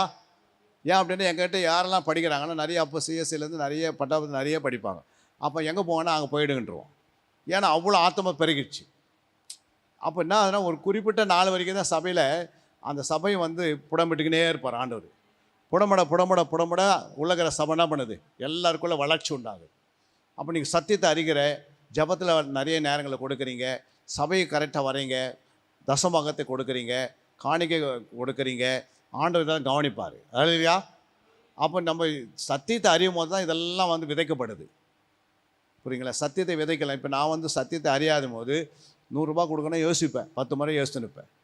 அப்போ சத்தியத்தை அறியும் போது அந்த 100 ரூபா கொடுக்கறத 1000 ரூபா கொடுக்க ஆரம்பிச்சிடறோம். புரியுங்களா? ஏன்னா ஆண்டோடைய அந்த அன்பு பெரிதாக மாறுது. இல்லையா? ஆரம்பத்தில் என்ன பண்ண மாட்டேங்குது, நமக்கு 90 ரூபா வச்சுக்கலாம், 10 ரூபா மட்டும் போட்டு போயிடலாம். ஆனால் 1000 ரூபா செலவு பண்ணும்போது ஆண்டவர் என்ன பண்ணுறாரு, அது 10,000 ரூபா நம்ம கொடுக்குற அளவுக்கு மாற்றுகிறார். அப்போ ஏன் மாற்றுகிறார்? நீ உயர்ந்த ஸ்தானத்தில் ஆண்டவனை ஏன் கொண்டு வராருன்னா, நீ எல்லாவற்றையும் வசனத்தில் வளர்ற. அல்லையா? அப்போ தேவ சத்தியத்தை அறிகிற அறிவில் வளரும் போது அப்போ கிறிஸ்து உங்களுக்குள்ள உருவாகும் மூலமும் நான் என்ன செய்கிறேன்? கர்ப்ப வேதனைப்படுது. அப்போது சரீரத்தில் நல்ல செய்கை உண்டாகுது. என்ன செய்கை? நல்ல செய்கை உண்டாகுது. நீ எந்த செய்கை செய்தானா நல்லதை உண்டாகுது, நல்ல கிரியை உண்டாகுது. ஏன்னா இருதயம் எப்படி ஆயிடுச்சு? இப்போ நல்ல நடத்தை, புரியுங்களா? சாட்சியம் ஜீவன் உண்டாகுது. அப்போ இந்த சரீரத்தில் இந்த 3 காரியங்கள் வெளிப்படுது. இது எழுதிட்டீங்களா? அடுத்தது ஆவி. இது ஆவி, மனுஷனுடைய ஆவி. இந்த ஆவியில் 3 முக்கியமான காரணம் இருக்குது. என்னென்ன இருக்குது? 1 நாவு, 2 வாய், 3 உதடு. ஒரு மனுஷனுடைய ஆவியில் இந்த 3 முக்கியமானது. உன் ஆவி சுத்தமாக இருக்குதுன்னா, உன் நாக்கு சுத்தமாக இருந்தால் ஆவி என்ன பண்ணுது? சுத்தமாக இருக்குது. நாக்கே ஒரு மனுஷனுடைய நாக்கே சரியில்லை அப்படின்னா அவன் ஆவி எப்படி இருக்கும்? எப்படிமா இருக்கும்? அப்போ உன் நாவில் மரண ஜீவனம் இருக்குது. புரியுங்களா? அப்போ உன் நாவை என்ன பண்ணிக்கோ? அப்போ ஏற்கனவே இருதயத்தை சுத்தம் பண்ணிட்டேன், சரீரத்தில் இருக்க நற்கரிகள் உண்டாயிடுச்சு. இப்போ ஆவியில் பேச்சு எப்படி இருக்கும்? நாவில் உன் பேச்சு எப்படி இருக்கும்? பரிசுத்தமாக இருக்கும். வாயில் உன் சொல் எப்படி இருக்கும்? வாயுமா உன் சொல் எப்படி இருக்கும்? சுத்தமாக இருக்கும். வாயில் சொல் உருவாகும், நாவில் பேச்சு உருவாகும், உதடில் வார்த்தை உருவாகும். அல்லையா? சில இடத்துல உதடு பேச்சு, சில இடத்துல உதடு பேச்சு யார் உதடினால யார் பேசுறது? வாசிங்க அந்த வசனத்தை. யோபு 2ஆம் அதிகாரம் 10ஆம் வசனம். அதற்கு அவள், நீ பைத்தியக்காரி பேசுகிறது போல பேசுகிறாய். தேவன் கையில நன்மையை பெற்ற நாம் தீமையும் பெற வேண்டாமோ என்றான். இவைகள் எல்லாவற்றிலும் யோபு தன் உதடுகளினால் பாவம் செய்யவில்லை. அப்போ உதடில் என்ன பண்ணல யோபு? பாவம் செய்யலை. அப்போ பாவம் வருமா வராதா? உதடிலும் பாவம் வரும், வாயிலும் பாவம் வரும், நாவலையும் பாவம் வரும். வசனம் 3த்துக்குமே இருக்குது. புரியுங்களா? சிலவங்க நாவல் வந்து விஷம் போல் இருக்கும். என்னது? நாவின் கீழே என்ன இருந்ததுதான். அப்போ விஷம் எப்படி வந்து விஷம்னா அவங்க பேசுனான்னா அவங்க ஹார்ட் அட்டாக்காக வந்துடும். அந்த மாதிரி பேசுவாங்க. ஓடிமான வார்த்தைகளை நாவலை பேசி நான் வந்து ஒரு ஈட்டி மாதிரி போய் அவங்கள குத்தோம் இல்லை. அப்போ இந்த நாவம் வந்து நமக்கு எப்படி இருக்கணும்? அடக்கணும். நாவை யாருமே என்ன பண்ண முடியாது? அடக்க முடியாது. யார் நாவை அடக்க முடியும்? யாருமா நாவாக இருக்க முடியும்? பூரண புருஷராக இருந்துட்டாங்கன்னா அவங்க தான் என்ன பண்ண முடியும்? நாவை அடக்க முடியும் என்று நீங்கள் யாக்கோபு 3ஆம் அதிகாரம் 1-2 வாசித்து பாருங்க. என்ன சொல்றாரு பாருங்க. சகோதரரே, அதிக ஆக்கினை அடைவோம் என்று அறிந்து உங்களில் அநேகர் போதகராக ஆகாதிருப்பீர்களாக. நாம் எல்லாரும் அதிக விஷயங்களில் தவறுகிறோம். நாம் எல்லா விஷயத்திலும் நம்ம என்ன பண்றோம்? அடிக்கடிக்கு தவறுகிறோம். ஒருவன் சொல் தவறாதவன் பாருங்க, சொல்ல வந்துச்சே இல்லை நாவல. ஒரு சொல் தவறா இருந்தா அவன் பூரண புருஷனும் தன் சரீரம் முழுவதையும் கடிவளத்தினாலே அடக்கி கொள்ள கூடியவனுமாயிருக்கிறான். அல்லேலூயா. அப்போ நீ சொல்ல கரெக்டாக நீ அப்படியே சொல்ல கரெக்டாக ஸ்ட்ராங்காக பிடிச்சிட்டிங்க வச்சுக்க. சொல்ல கரெக்டாக நின்றுட்டிங்கன்னா நீ பூரண புருஷன் ஆகிட்டுன்னு அர்த்தம். அல்லேலூயா. சொல்லில் தடுமாறுறனா என்ன அர்த்தம்? பூரண புருஷன் ஆகலை. புரியுங்களா? ஏன்னா சொல்ல என்ன பண்ணலாம், நம்மளால் சொன்ன சொல்லில் புரியுங்களா நம்ம நிலைத்து நிற்க முடியல. அல்லேலூயா. அதுக்கு என்ன காரணம்? பூரண புருஷன் ஆகாதனால. அது கடிவாளன்றது வசனம். புரியுங்களா? அந்த வசனத்தினால நான் என்ன பண்ணேன், நீ பூரண புருஷன் ஆகிட்டா கடிவாளத்தில் என்ன படிக்கணும், நீ அடக்கணும். அல்லேலூயா. அதில் நிலைத்திருக்கணும். அதுக்கு தான் நீ போதகர் ஆகாதிருப்பீர்களான்றார். ஏன் அப்படின்னா சொல்கிற ஆனால் என்ன பண்ணுற, ஒரு போதகர் என்ன அர்த்தம், என்னம்மா அர்த்தம் போதகர்னா? சொல்லிட்டா செய்யணும், அவ்வளோதான். அப்போ அவன் பூரண புருஷர். அப்போ நீ சொல்லிவிட்டு நீ செய்யாதந்தா நீ ஏன் போதகர் ஆகிற?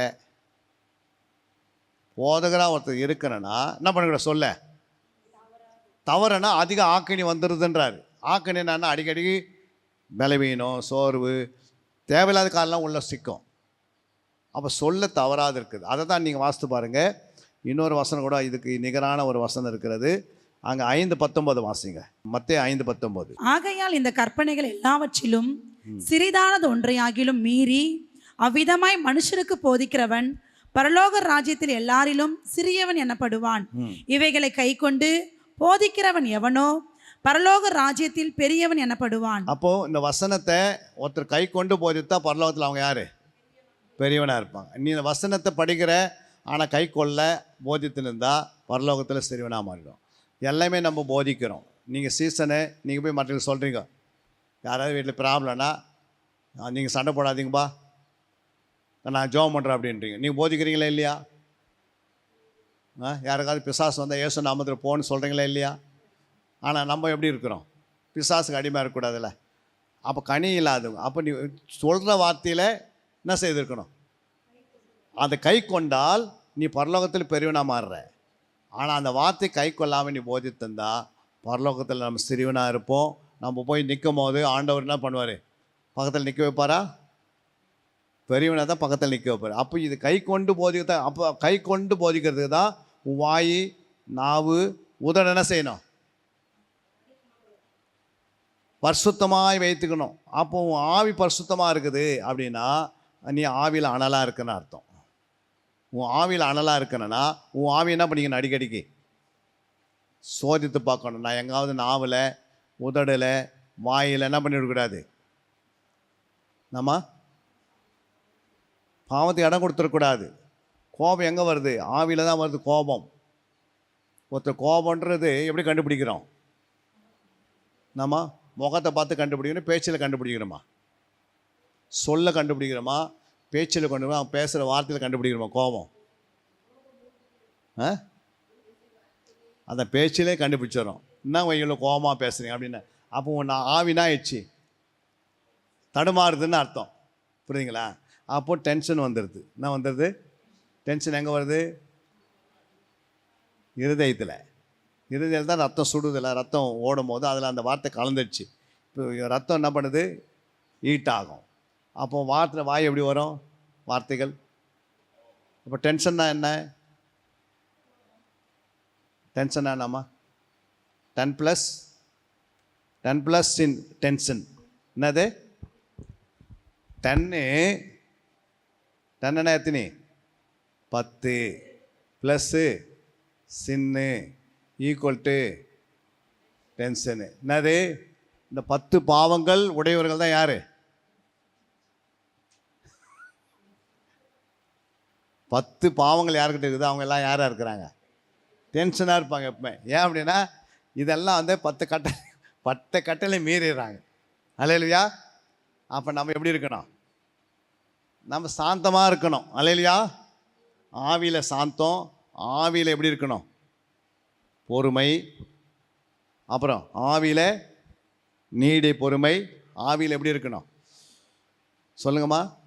சொல் தவறாத இருக்கணும்.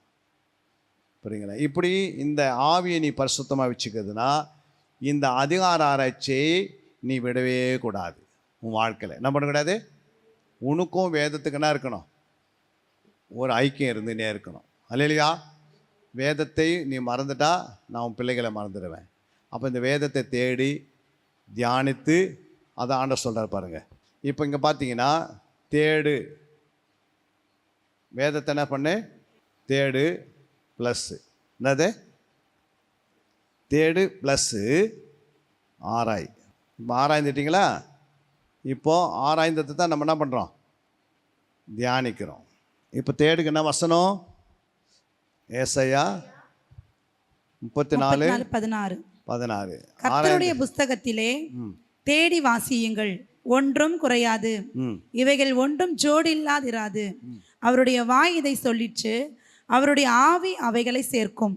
அப்போ கர்த்தருடைய புஸ்தகம் என்ன பண்ணோம்? இப்போ யோவான் 5:39 ஆராய்ந்து பார். வேத வாக்கியங்களை ஆராய்ந்து பாருங்கள், அவைகளால் உங்களுக்கு நித்திய ஜீவன் உண்டென்று எண்ணுகிறீர்களே, என்னை குறித்து சாட்சி கொடுக்கிறவைகளும் அவைகளே. அப்போ நீங்கள் என்ன பண்ணுறோம்? வேத வாக்கியம் என்ன பண்ணோம்? இது வந்து இயேசு சொன்னார். இது யார் சொன்னது? இது வந்து இயேசு சொல்லிட்டாரு. என் வேத வாக்கியங்கள் என்ன பண்ண ஆராய்ந்து பாருன்னு. இப்போ அவருக்கு இயேசுக்கும் கீழ்ப்படியணும். பிதா சொல்லிட்டாரு, என் புஸ்தகத்தில் என்ன பண்ணு, தேடி வாசின்ட்டாரு. இப்போ பிதாக்கு கீழ்ப்படிமா? கீழ்ப்படிக்கூடாதா? கீழ்ப்படியணும். ஆராய்ந்து பாருன்னு யார் சொன்னது? இயேசு சொன்னார். அப்போ இயேசுக்கு கீழ்ப்படுகிறோம். இப்போ தியானன்றது ஆவியானவர் சொல்கிறார், பரிசுத்த ஆவியானவர் என்ன சொல்கிறாரு? சங்கீதம் 1:2 கர்த்தருடைய வேதத்தில் பிரியமாயிருந்து இரவும் பகலும் அவருடைய வேதத்தில் தியானமாயிருக்கிற மனுஷன் பாக்கியவான். இப்போ நீங்கள் இப்படி இந்த செய்கிறீங்க. இங்கே என்ன எடுத்தீங்க? தேடும் போது அன்புன்னு வந்தது. பிலேமன் புத்தகத்தில் 1ஆம் அதிகாரத்தில் 4ஆம் வசனம், 7ஆம் வசனம், 9ஆம் வசனம். இங்கே என்ன வந்தது? அன்பு வந்தது. இந்த அன்பை தான் என்ன பண்ணீங்க? தேடிட்டீங்க. தேடி இருந்து இப்போ ஆராயிறீங்க. எப்படி ஆராய்வீங்க அன்பை? வேத வாக்கியங்களை ஆராய்ந்து பாருங்கள் அப்படின்னு ஏசு சொன்னார்ல, என்னை குறித்து சாட்சி கொடுக்குவைகள் அவைகளே. அப்போ அன்பு எப்படி ஆராய்ந்து பார்க்குவேன்? அப்போ அன்புன்ற வார்த்தை புரியுங்களா? அன்பு என்ன தான் சொல்லுகிறது? இப்போ ஆராயிறீங்க. ஆராயும் போது அன்பு என்ன பண்ணுது? வேதத்தில் அன்புன்றது 30%, அதிக அன்பு 60%, பூரண அன்பு 100% இருக்குது. பூரண அன்பு பயத்தை என்ன பண்ணிடுது? அப்போ அதிக அன்பு வேறு இடத்துல எங்கேயும் இருக்குதுன்னு போய் கண்டுபிடிக்கணும். அப்போ எப்படி போவீங்க? ஆராய்ந்தால் தான் கண்டுபிடிக்கும் வேதத்தை. அப்போ வேதத்தை ஆராயணுன்னா எங்கே ஆராய்வீங்க? முழு வேதத்தை ஆராய்வீங்க. புரியுங்களா? அப்போ அன்பு எப்படி இருக்குது? 30, அதிக அன்பு 60, அப்புறம் சொல்லுங்கள் பூரண அன்பு. பூரண அன்பு வயசில் பைபிள் இருக்குதா இல்லையா? அப்போ பூரண அன்புக்கும் அன்புக்கு என்ன வித்தியாசம்? ஃபஸ்ட்டு ஆண்டவர் அன்பாக இருக்கணும்னு கேட்குறாரு. அப்புறம் என்ன சொல்கிறாரு? ஃபஸ்ட்டு நீங்கள் 1/2 மணி நேரம் ஜெபம் பண்ணுங்கம்மா அப்படின்னு சொல்லுவாங்க சர்ச்சையில் மேய்ப்பர். 1/2 மணி நேரம் ஜெபம் பண்ணிட்டு அப்புறம் 1 மணி நேரம் ஜெபம் பண்ணுறது கேட்பார். 1/2 மணி நேரம் நிறைவேறிச்சு. இப்போ அடுத்தது என்ன? எங்கே போகிறீங்க? 1 மணி நேரம். 1 மணி நேரம் ஜெபம் பண்ணி முடிச்சிருக்கு. அப்புறம் என்ன சொல்கிறாரு? ஒரு 2 மணி நேரம் ஜெபம் பண்ணலாம் வாங்கன்னு கூப்பிடுவார். ஏன்னா 1 மணி நேரத்துக்கு நீ தகுதி ஆகிட்டீங்க. இப்போ 1 மணி நேரத்துக்கு ஒருத்தர் தகுதி ஆகாதுங்களை கொண்டு போய் 2 மணி நேரம் என்ன பண்ண முடியாது? அப்போ 2 மணி நேரம் ஜெபம் பண்ணிட்டீங்க. 1 மணி நேரம் 2 மணி நேரம். இப்போ 10 மணி நேரம் ஜெபம் பண்ணுறதுக்கு ட்ரைனிங் கொடுக்குறாரு.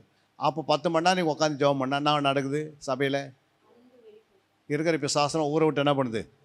ஓடுது. ஏன் அப்படின்னா 12 மணி நேரம் ஜெபத்தில் அந்த ஏரியாவுக்கு பிசாசு இருக்குமா? அந்நிய பாசனை ஜெபிக்கிறாங்க. நீங்கள் தேவ சமூகத்தில் விண்ணப்பம் பண்ணுறீங்க, வேண்டுதல் செய்கிறீங்க, மன்றாடுறீங்க, துதிக்கிறீங்க, துதித்து ஜெபம் பண்ணுறீங்க, போராடி ஜெபிக்கிறீங்க, அப்புறம் வியாக்குலப்பட்டு ஜெபிக்கிறீங்க. ஜெபம் வளர வளர வளர வளர என்ன உண்டாகுது? அந்த ஏரியா ஃபுல்லாக காலி ஆகுது. அல்லேலூயா. அப்போ அந்த ஏரியா காலி ஆகும்போது அந்த ஏரியாக்குள்ளே இருக்கிற ஆத்துமாலாம் என்ன பண்ணுது? அசுத்தாவி இல்லாதனால ஏரியாவுக்குள்ளே இருக்கிறவங்களாம் மனம் திரும்புவதற்கு இடம் உண்டாகுது. அல்லேலூயா.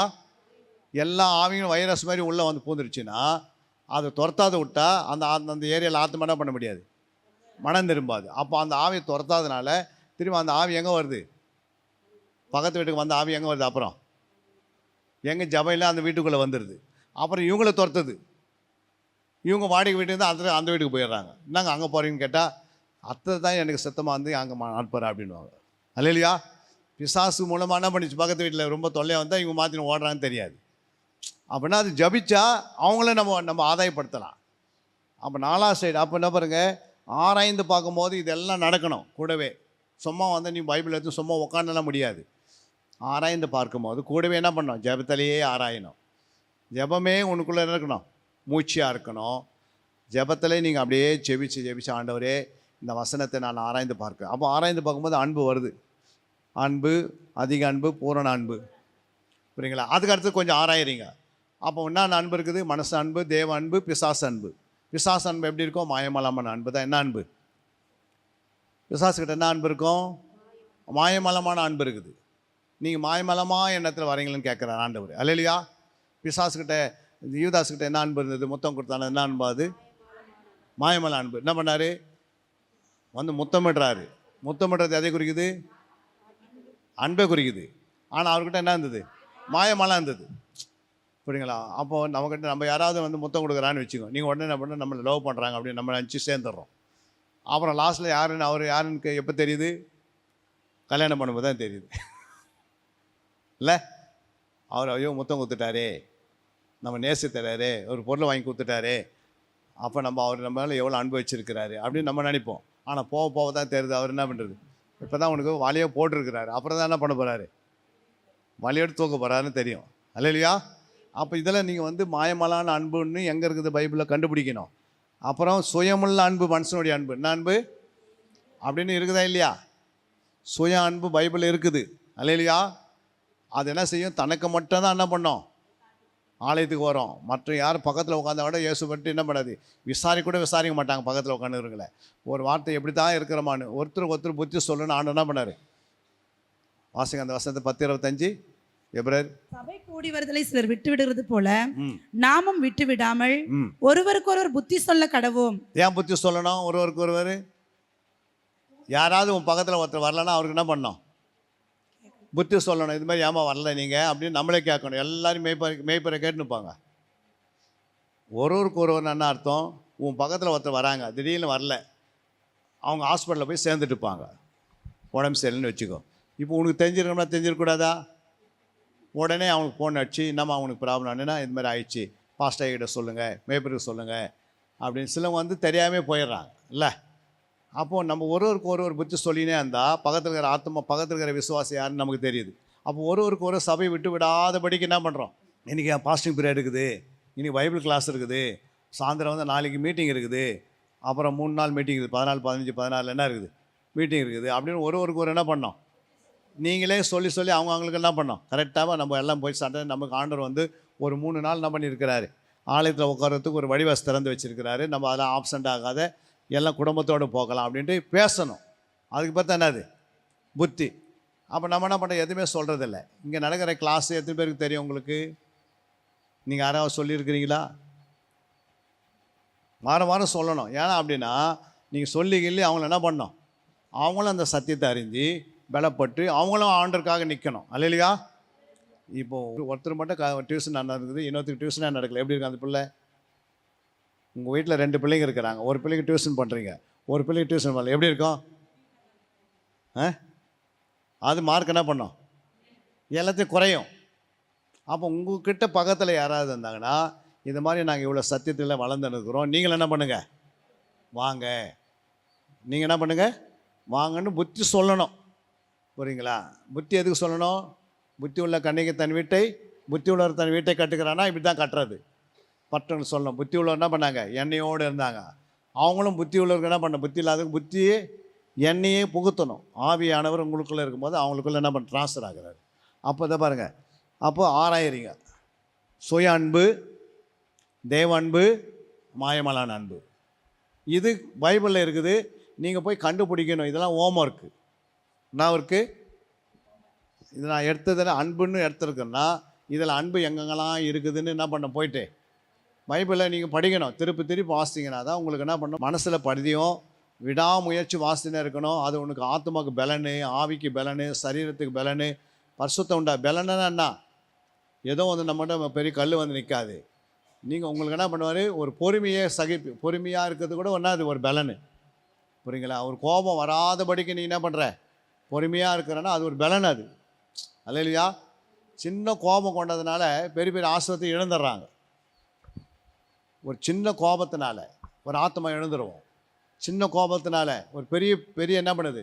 சின்ன ஏரியில் வந்து தண்ணி ஃபுல்லாக நிரம்பி இருக்குது, ஒரு சின்ன இடத்துல தண்ணி வந்துன்னுக்குது அப்படின்னு நம்ம அடைக்காத விட்டான்னா ஆகும். நாளைக்கு வேறையே என்ன பண்ணுது? பிடிங்கின்னு வெளியே வந்துடும். அப்போ அந்த சின்ன இடம்தான், சின்ன இடத்துல தண்ணி வந்து அப்படி விட்டுருவோமா? சொல்லுங்கம்மா. காரில் போகிற ஒரு சைடில் சின்ன தொண்டி வந்து காற்று போயின்னு இருக்குது. சார் போட்டேங்க, அது போனால் போடுது அப்படின்னா அது ஓ சின்ன இடம் தானே அப்படின்னு. அப்படி இல்லை, அந்த சின்ன இடத்துல தான். அதுதான் ஆனால் கொஞ்சத்தில் என்ன பண்ணு? உண்மையாக இருந்த அந்த கொஞ்சத்தில் உண்மையாக இருந்தால் தான் அப்படி ஆட்டோமேட்டிக் என்ன பண்ணுற முழுமையாக முழு உண்மையாக வர ஆரம்பிச்சிடுது.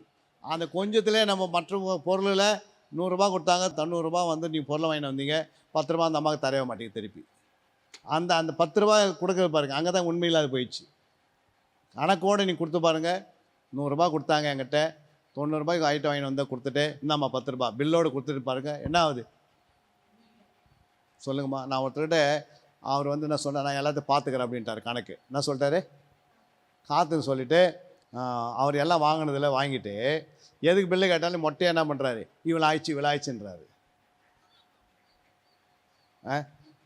அப்படின்னா அப்படி கணக்கு ஏற்ற முடியுமா? நான் சொன்ன கணக்கு ஏற்றுனா அதோட அவர் பேசாத போயிட்டார். என்னது பேசல. அப்புறம் நான் அவர் வீட்டுக்கே போயிட்டு அவருக்கு போய் ஜபலாம் பண்ணி, உடம்பு சரியில்லை போய் ஜபலாம் பண்ணி பணம் வாங்கி போய் கொடுத்து அவருக்கு, புரியுங்களா? நீங்கள் அவர் வந்து என்ன பண்ணிட்டாரு, ஓய்யோ என்னை வந்து என்ன பண்ணல, நான் எழுதி கொடுத்தா அவர் நம்பலை. நான் சொன்ன லிஸ்ட்டு கேட்டோம், ஒரு 1 லட்ச ரூபாய்க்கு சாமான் வாங்கினா லிஸ்ட்டு வேணுமா இருக்கக்கூடாது. மொட்டையாக 1 லட்ச ரூபாய்க்கு ஏழைன்னு சொல்லி எழுதிட்டானா ஆகாது.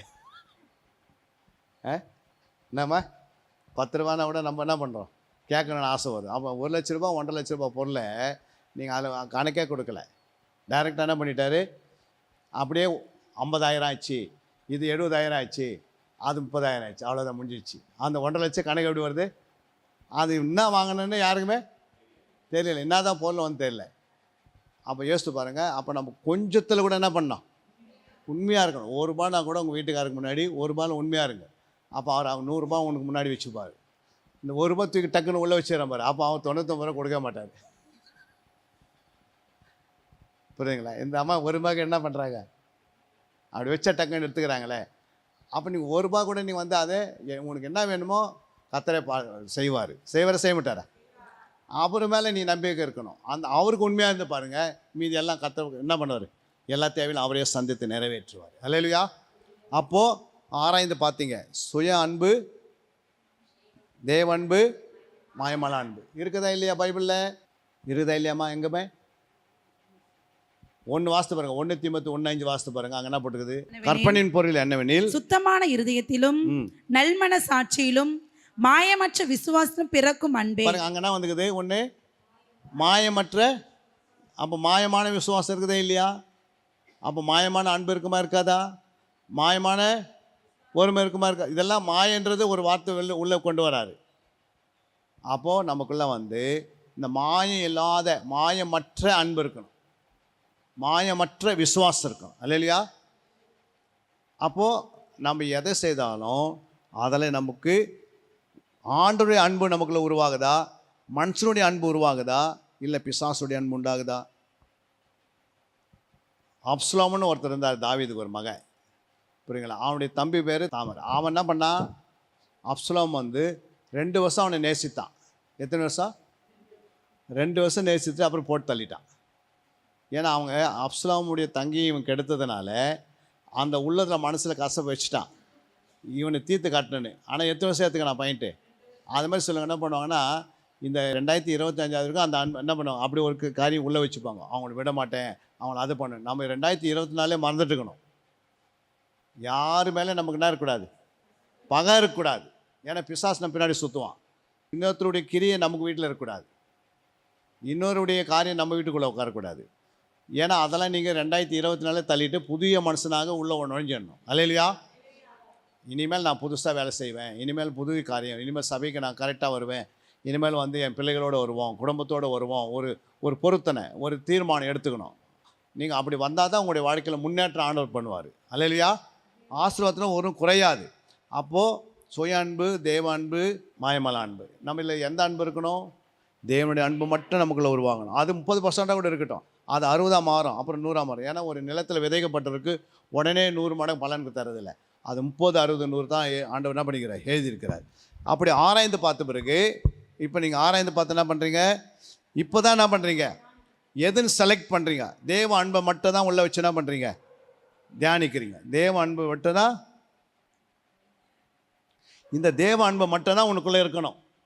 வேறு எந்த அன்பு, சுயம் கூட உனக்கு அறுக்கப்படணும். சுயநலவாதியாக இருக்கக்கூடாது. மாயமலமான பிசாசனுடைய அன்பு சும்மா பார்வைக்கு மட்டும் பேசிக்கூடாது. அல்லேலூயா. தேவ அன்பு மட்டும் உள்ள வேலை செய்து இந்த அன்பு தான் சபையில் நீங்கள் என்ன பண்ணணும்? சபையே அன்பு கூறணும். நீங்களே சபை, நீங்களே சபைக்கு என்ன பண்ணணும்? இந்த அன்புனால தான் மற்றவனை நேசிக்கணும். அல்லேலூயா. இந்த அன்பு தான் வந்து என்ன சொல்லுது? இங்கே பாருங்க, எபேசியர் 1:3. நம்முடைய கர்த்தராகிய இயேசு கிறிஸ்துவின் பிதாவாகிய தேவனுக்கு ஸ்தோத்திரம். அவர் கிறிஸ்துவுக்குள் உன்னதங்களிலே ஆவிக்குரிய சகல ஆசீர்வாதத்தினால் நம்மை ஆசீர்வதித்திருக்கிறார். அடுத்தது, தமக்கு முன்பாக நாம் அன்பில் பரிசுத்தம் உள்ளவர்களும். அப்போ என்ன செய்யணும்? அன்பில் பரிசுத்தம். அப்போ அந்த அன்பில் வந்து என்ன இருக்கணும்? பரிசுத்தம் இருக்கணும். அல்லேலூயா. நம்ம வெறும் பரிசுத்தம் சொல்லக்கூடாது. ஒவ்வொரு சுபாவங்களிலும் என்ன இருக்கணும்? பரிசுத்தம். பரிசுத்தம் இருக்கணும். அப்போ அன்பிலே பரிசுத்தம் இல்லை அப்படின்னா அப்போ வேற ஏதோ அன்பு உங்களுக்கு உட்காந்துருக்குதுன்னு அர்த்தம். அல்லேலூயா. அப்போ அன்பில் என்ன பண்ணியிருக்கணும்? பரிசுத்தம். பரிசுத்தம். அடுத்தது வாசிங்க. குற்றம் இல்லாதவர்களுமாய் இருப்பதற்கு. அப்போ அந்த பரிசுத்தம் இருந்துச்சுன்னா அங்கே என்ன இருக்காது? குற்றம் இருக்காது. குற்றம் என்றால் ஏற்கனவே நான் சொன்னேன், குற்றம் என்றால் மீறுதல், அக்கறம், பாவம். இது 3 இணையருக்கு அடுத்தது தான் என்ன பேர்?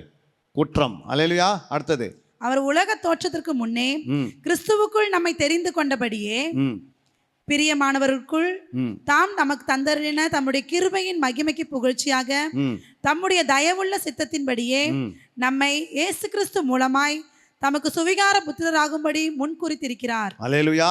அல்லேலூயா. அப்போ இயேசு கிறிஸ்து என்ன பண்ணாரு? அந்த அன்புக்கு முன்மாதிரியாக இருக்கிறாரு. வேற யாருன்னா அந்த அன்புக்கு நிகராக சொல்ல முடியுமா? இயேசு வச்சு யாராவது சொல்ல முடியுமா?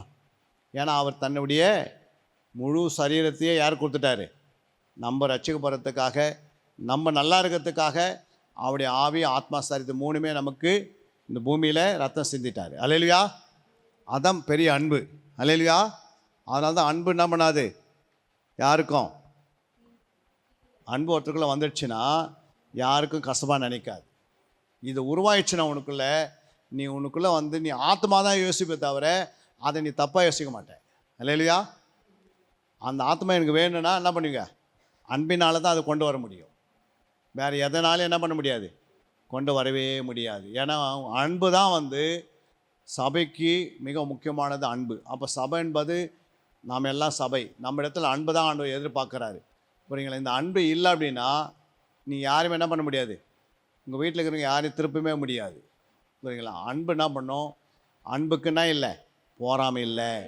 அன்புக்கு போராமை கிடையாது. அன்பு என்ன பண்ணாது? புகழாது. யாரும் என்ன பண்ணாது? அன்பு ஒன்றத்தில் தான் சந்தோஷப்படும். அது என்னத்தில்? சத்தியத்தில் மட்டும்தான் சந்தோஷப்படும். இந்த சத்தியம் உனக்குள்ளே இருந்துச்சுன்னா உன் மேலே ஆண்டவர் என்ன பண்ணுவார்? சந்தோஷப்படுவார். அல்லேலூயா.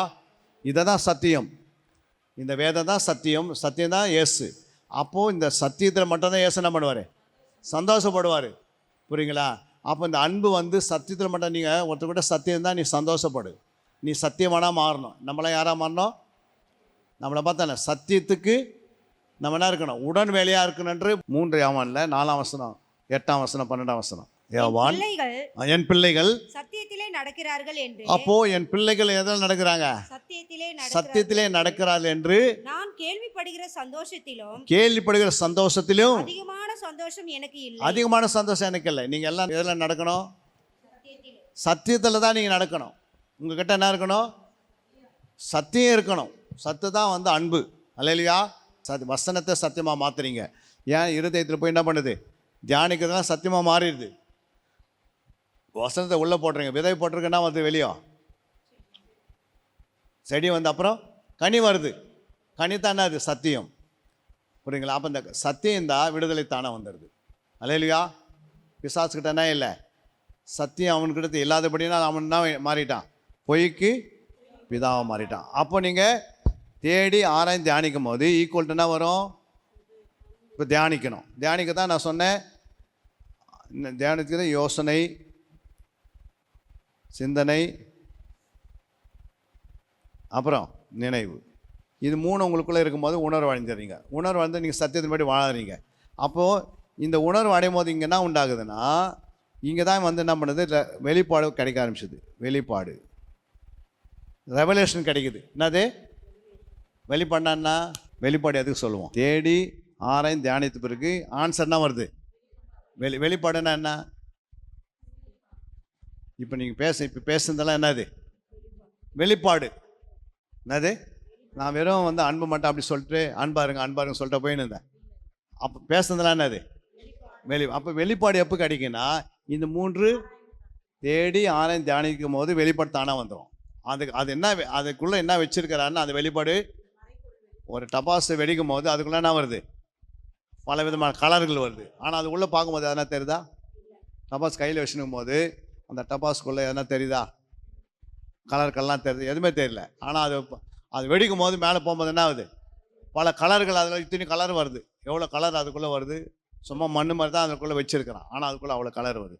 அப்போ சாதாரண ஒரு மண்ணுக்குள்ளேருந்து எடுத்து இவ்வளோ கலர் உண்டாக்க முடியும்னா, இந்த வெளிப்பாடு வரும்போது உங்களுக்குள்ளே விடுதலை உண்டாகுது, உங்களுக்குள்ளே தரம் உண்டாகுது, நல்ல தரமான விசுவாசியாக மாறுறீங்க, நல்ல தரமான ஒரு மூப்பராக மாறுறீங்க, ஒரு தரமான சபைக்கு வாலிப பிள்ளைகளாக மாறுறீங்க. தரம் எப்போ வரும்? சும்மா வந்துடுமா தரம்? குவான்டிட்டி நிறையா இருந்தாலும் என்ன இருக்கணும், குவாலிட்டி இருக்கணும். குவாலிட்டி இல்லைன்னா என்ன பண்ண முடியாது. குவாலிட்டி முக்கியமாக குவான்டிட்டி முக்கியமா? குவாலிட்டி முக்கியம். உங்கள்கிட்ட ஒரு 20 சேர் இருக்குது, 20 சேரில் கால் வஞ்சி கிடக்குது அங்கங்கே, அந்த உட்காருங்கன்னா எப்படி இருக்கும் நம்ம? அப்போ அதில் தரம் எதனா இருக்குதா? ஒரு சேர் மட்டும் தரமாகுது. 19 அப்படி இருந்தால் எப்படி இருக்கும்? எப்படிமா இருக்கும் 19 இருந்தால்? அது மாதிரி நம்ம வந்து 20 பேர் உக்காந்துக்கிறோன்னா ஒருத்தர் மட்டும் வளர்ந்துடணும் அப்படின்னு ஆண்டு சித்தம் கிடையாது. சபையே வளரணும். அல்லையா? சபைக்குள்ளே எல்லாருக்குமே சத்தியம் வரணும், எல்லாம் தரமுள்ளலாம் இருக்கணும், எல்லாருக்குள்ளேயும் என்ன இருக்கணும், குவாலிட்டி இருக்கணும். தரம்னா என்ன? அன்பு இருக்கணும், ஞானமாக இருக்கணும். ஞானம் வச்சுக்கணும் வெறும் தரம் இல்லாத இருந்தால் அன்பு இல்லைன்னா அது வேஸ்ட்டு. அல்லையா? அப்போது ஞானமும் இருக்கணும், கூடவே அன்பும் இருக்கணும். அப்போது ஞானம் என்பது நாலேஜையும் உண்டாக்கி தருது, அன்பு கனியை உருவாக்கி தருது. இது ரெண்டும் இருக்கும்போது அவங்க பேலன்ஸாக நடக்கிறாங்க, பேலன்ஸாக பேசுகிறாங்க. ஏன்னா அவங்க என்ன பேசுகிறாங்கன்னு அது பெற்றுக்கொண்டு அதுக்கு அழகாக கனி என்ன பண்ணுது, வேலை செய்ய ஆரம்பிக்குது. அல்லையா? எத்தனை பேருக்கு புரிஞ்சுது? அப்போ இந்த வெளிப்பாடு வந்துருக்கு. அடுத்தது என்ன வருது? தரிசனம். என்ன உண்டாகுது? ஐயோ எனக்கு தரிசனம் கிடைக்கல நிறைய பேர் சொல்லுவீங்க, சொல்கிறீங்களா இல்லையா?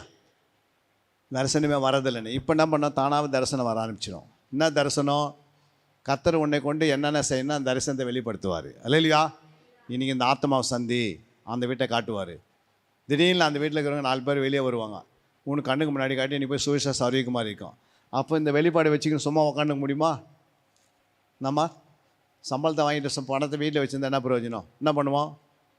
போய் பொருளை வாங்கிட்டு வந்து அதை புசிக்கணும். அதை மாதிரி நீங்கள் வந்து சத்தியத்தெல்லாம் கற்றுக்கொண்டுறீங்க, சீசனாக மாறுறீங்க, நல்லா தரமெல்லாம் மாறுறீங்கன்னா இப்போ வெளிப்பாடு வச்சுக்கணும் உக்காந்து எனக்கு வெளிப்பாடு தெரியும்னு பேசுறதுனால அர்த்தம் இல்லை.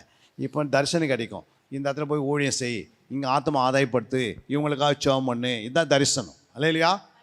அப்போ உன்னுடைய பிளான் என்ன பண்ணுது, திட்டங்கள் வர ஆரம்பிக்குது, திட்டம் போட ஆரம்பிச்சிடுற. எல்லாமே கையில் இருந்துட்டா பணம் பொருள் எல்லாம் இருந்தால் வீடு என்ன பண்ணுவோம், பிளான் போட்டு கட்டிடுவோம். எதுவுமே இல்லைன்னா என்ன பண்ண முடியாது, பிளான் கட்ட முடியாது. அப்போ உங்கள்கிட்ட சத்தியம் இல்லை, சீசன் ஆகலை, விசுவாசம் பூரண விசுவாசம் இல்லை, தரமான விசுவாசம் இல்லை, உங்கள்கிட்ட கனி உருவாகலை, வரங்கள் உருவாகலை, அப்புறம் இதெல்லாம் உருவாகலைன்னா நம்ம யாருக்கும் போய் என்ன பண்ண முடியாது, சொல்ல முடியாது. அப்போ நீங்கள் நல்லா உருவாக்கின பிறகு தான் கர்த்தர் தான் சொல்ல, நல்ல கிறிஸ்துவனாக நீ உருவாக்கணும், நல்ல சபையாக உருவாக்கணும். உருவாகின பிறகு கர்த்தர் உங்களை உயர்த்தினே இருப்பார். அல்லேலூயா. அன்பிற்குரியவர்களே, சத்திய வேத ஆராய்ச்சி வித்தியாசாலை தரிசன ஊழியம் 1. வடமாநிலத்தில் 300 திருச்சபைகளை உருவாக்குதல். 2. மாதம் ஒருமுறை எழுப்புதல் உருவாக்கும் எழுப்புதல் கூட்டம். 3. ஊழியர்கள், சபை தலைவர்கள், சுவிசேஷர்களுக்கென கருத்தரங்கு, அதாவது சத்திய வேத ஆராய்ச்சி நேரம். 4. டிவி ஊழியம். 5. பத்திரிகை ஊழியம். 6. CD DVD ஊழியம். 7. பவர் கேம்ப் அக்னி அபிஷேக முகாம். 8. உபதேச ஆராய்ச்சி கருத்தரங்கு ஊழியம். 9. நலிந்த குழந்தைகள் இல்லம். 10. 24 மணி நேர ஜெப மையம். 11. சத்திய தேவ ஆராய்ச்சி கல்லூரி. 12. சிறுவர்கள் உருவாக்கும் ஊழியம். 13. மருத்துவ முகாம். 14. ஜெயில் ஊழியம். 15. கைப்பிரதி ஊழியம். 16. கிராம ஊழியம். 17. மிஷனரியை உருவாக்கும் ஊழியம். 18. நன்றி துதி ஆராதனை கூட்டங்கள். 19. சமூக நலப்பணிகள் ஊழியம். 20. இன்டர்நெட் மூலமாக ஆன்லைன் படிப்புகள். இது விரைவில் வரவிருக்கின்றது. 21.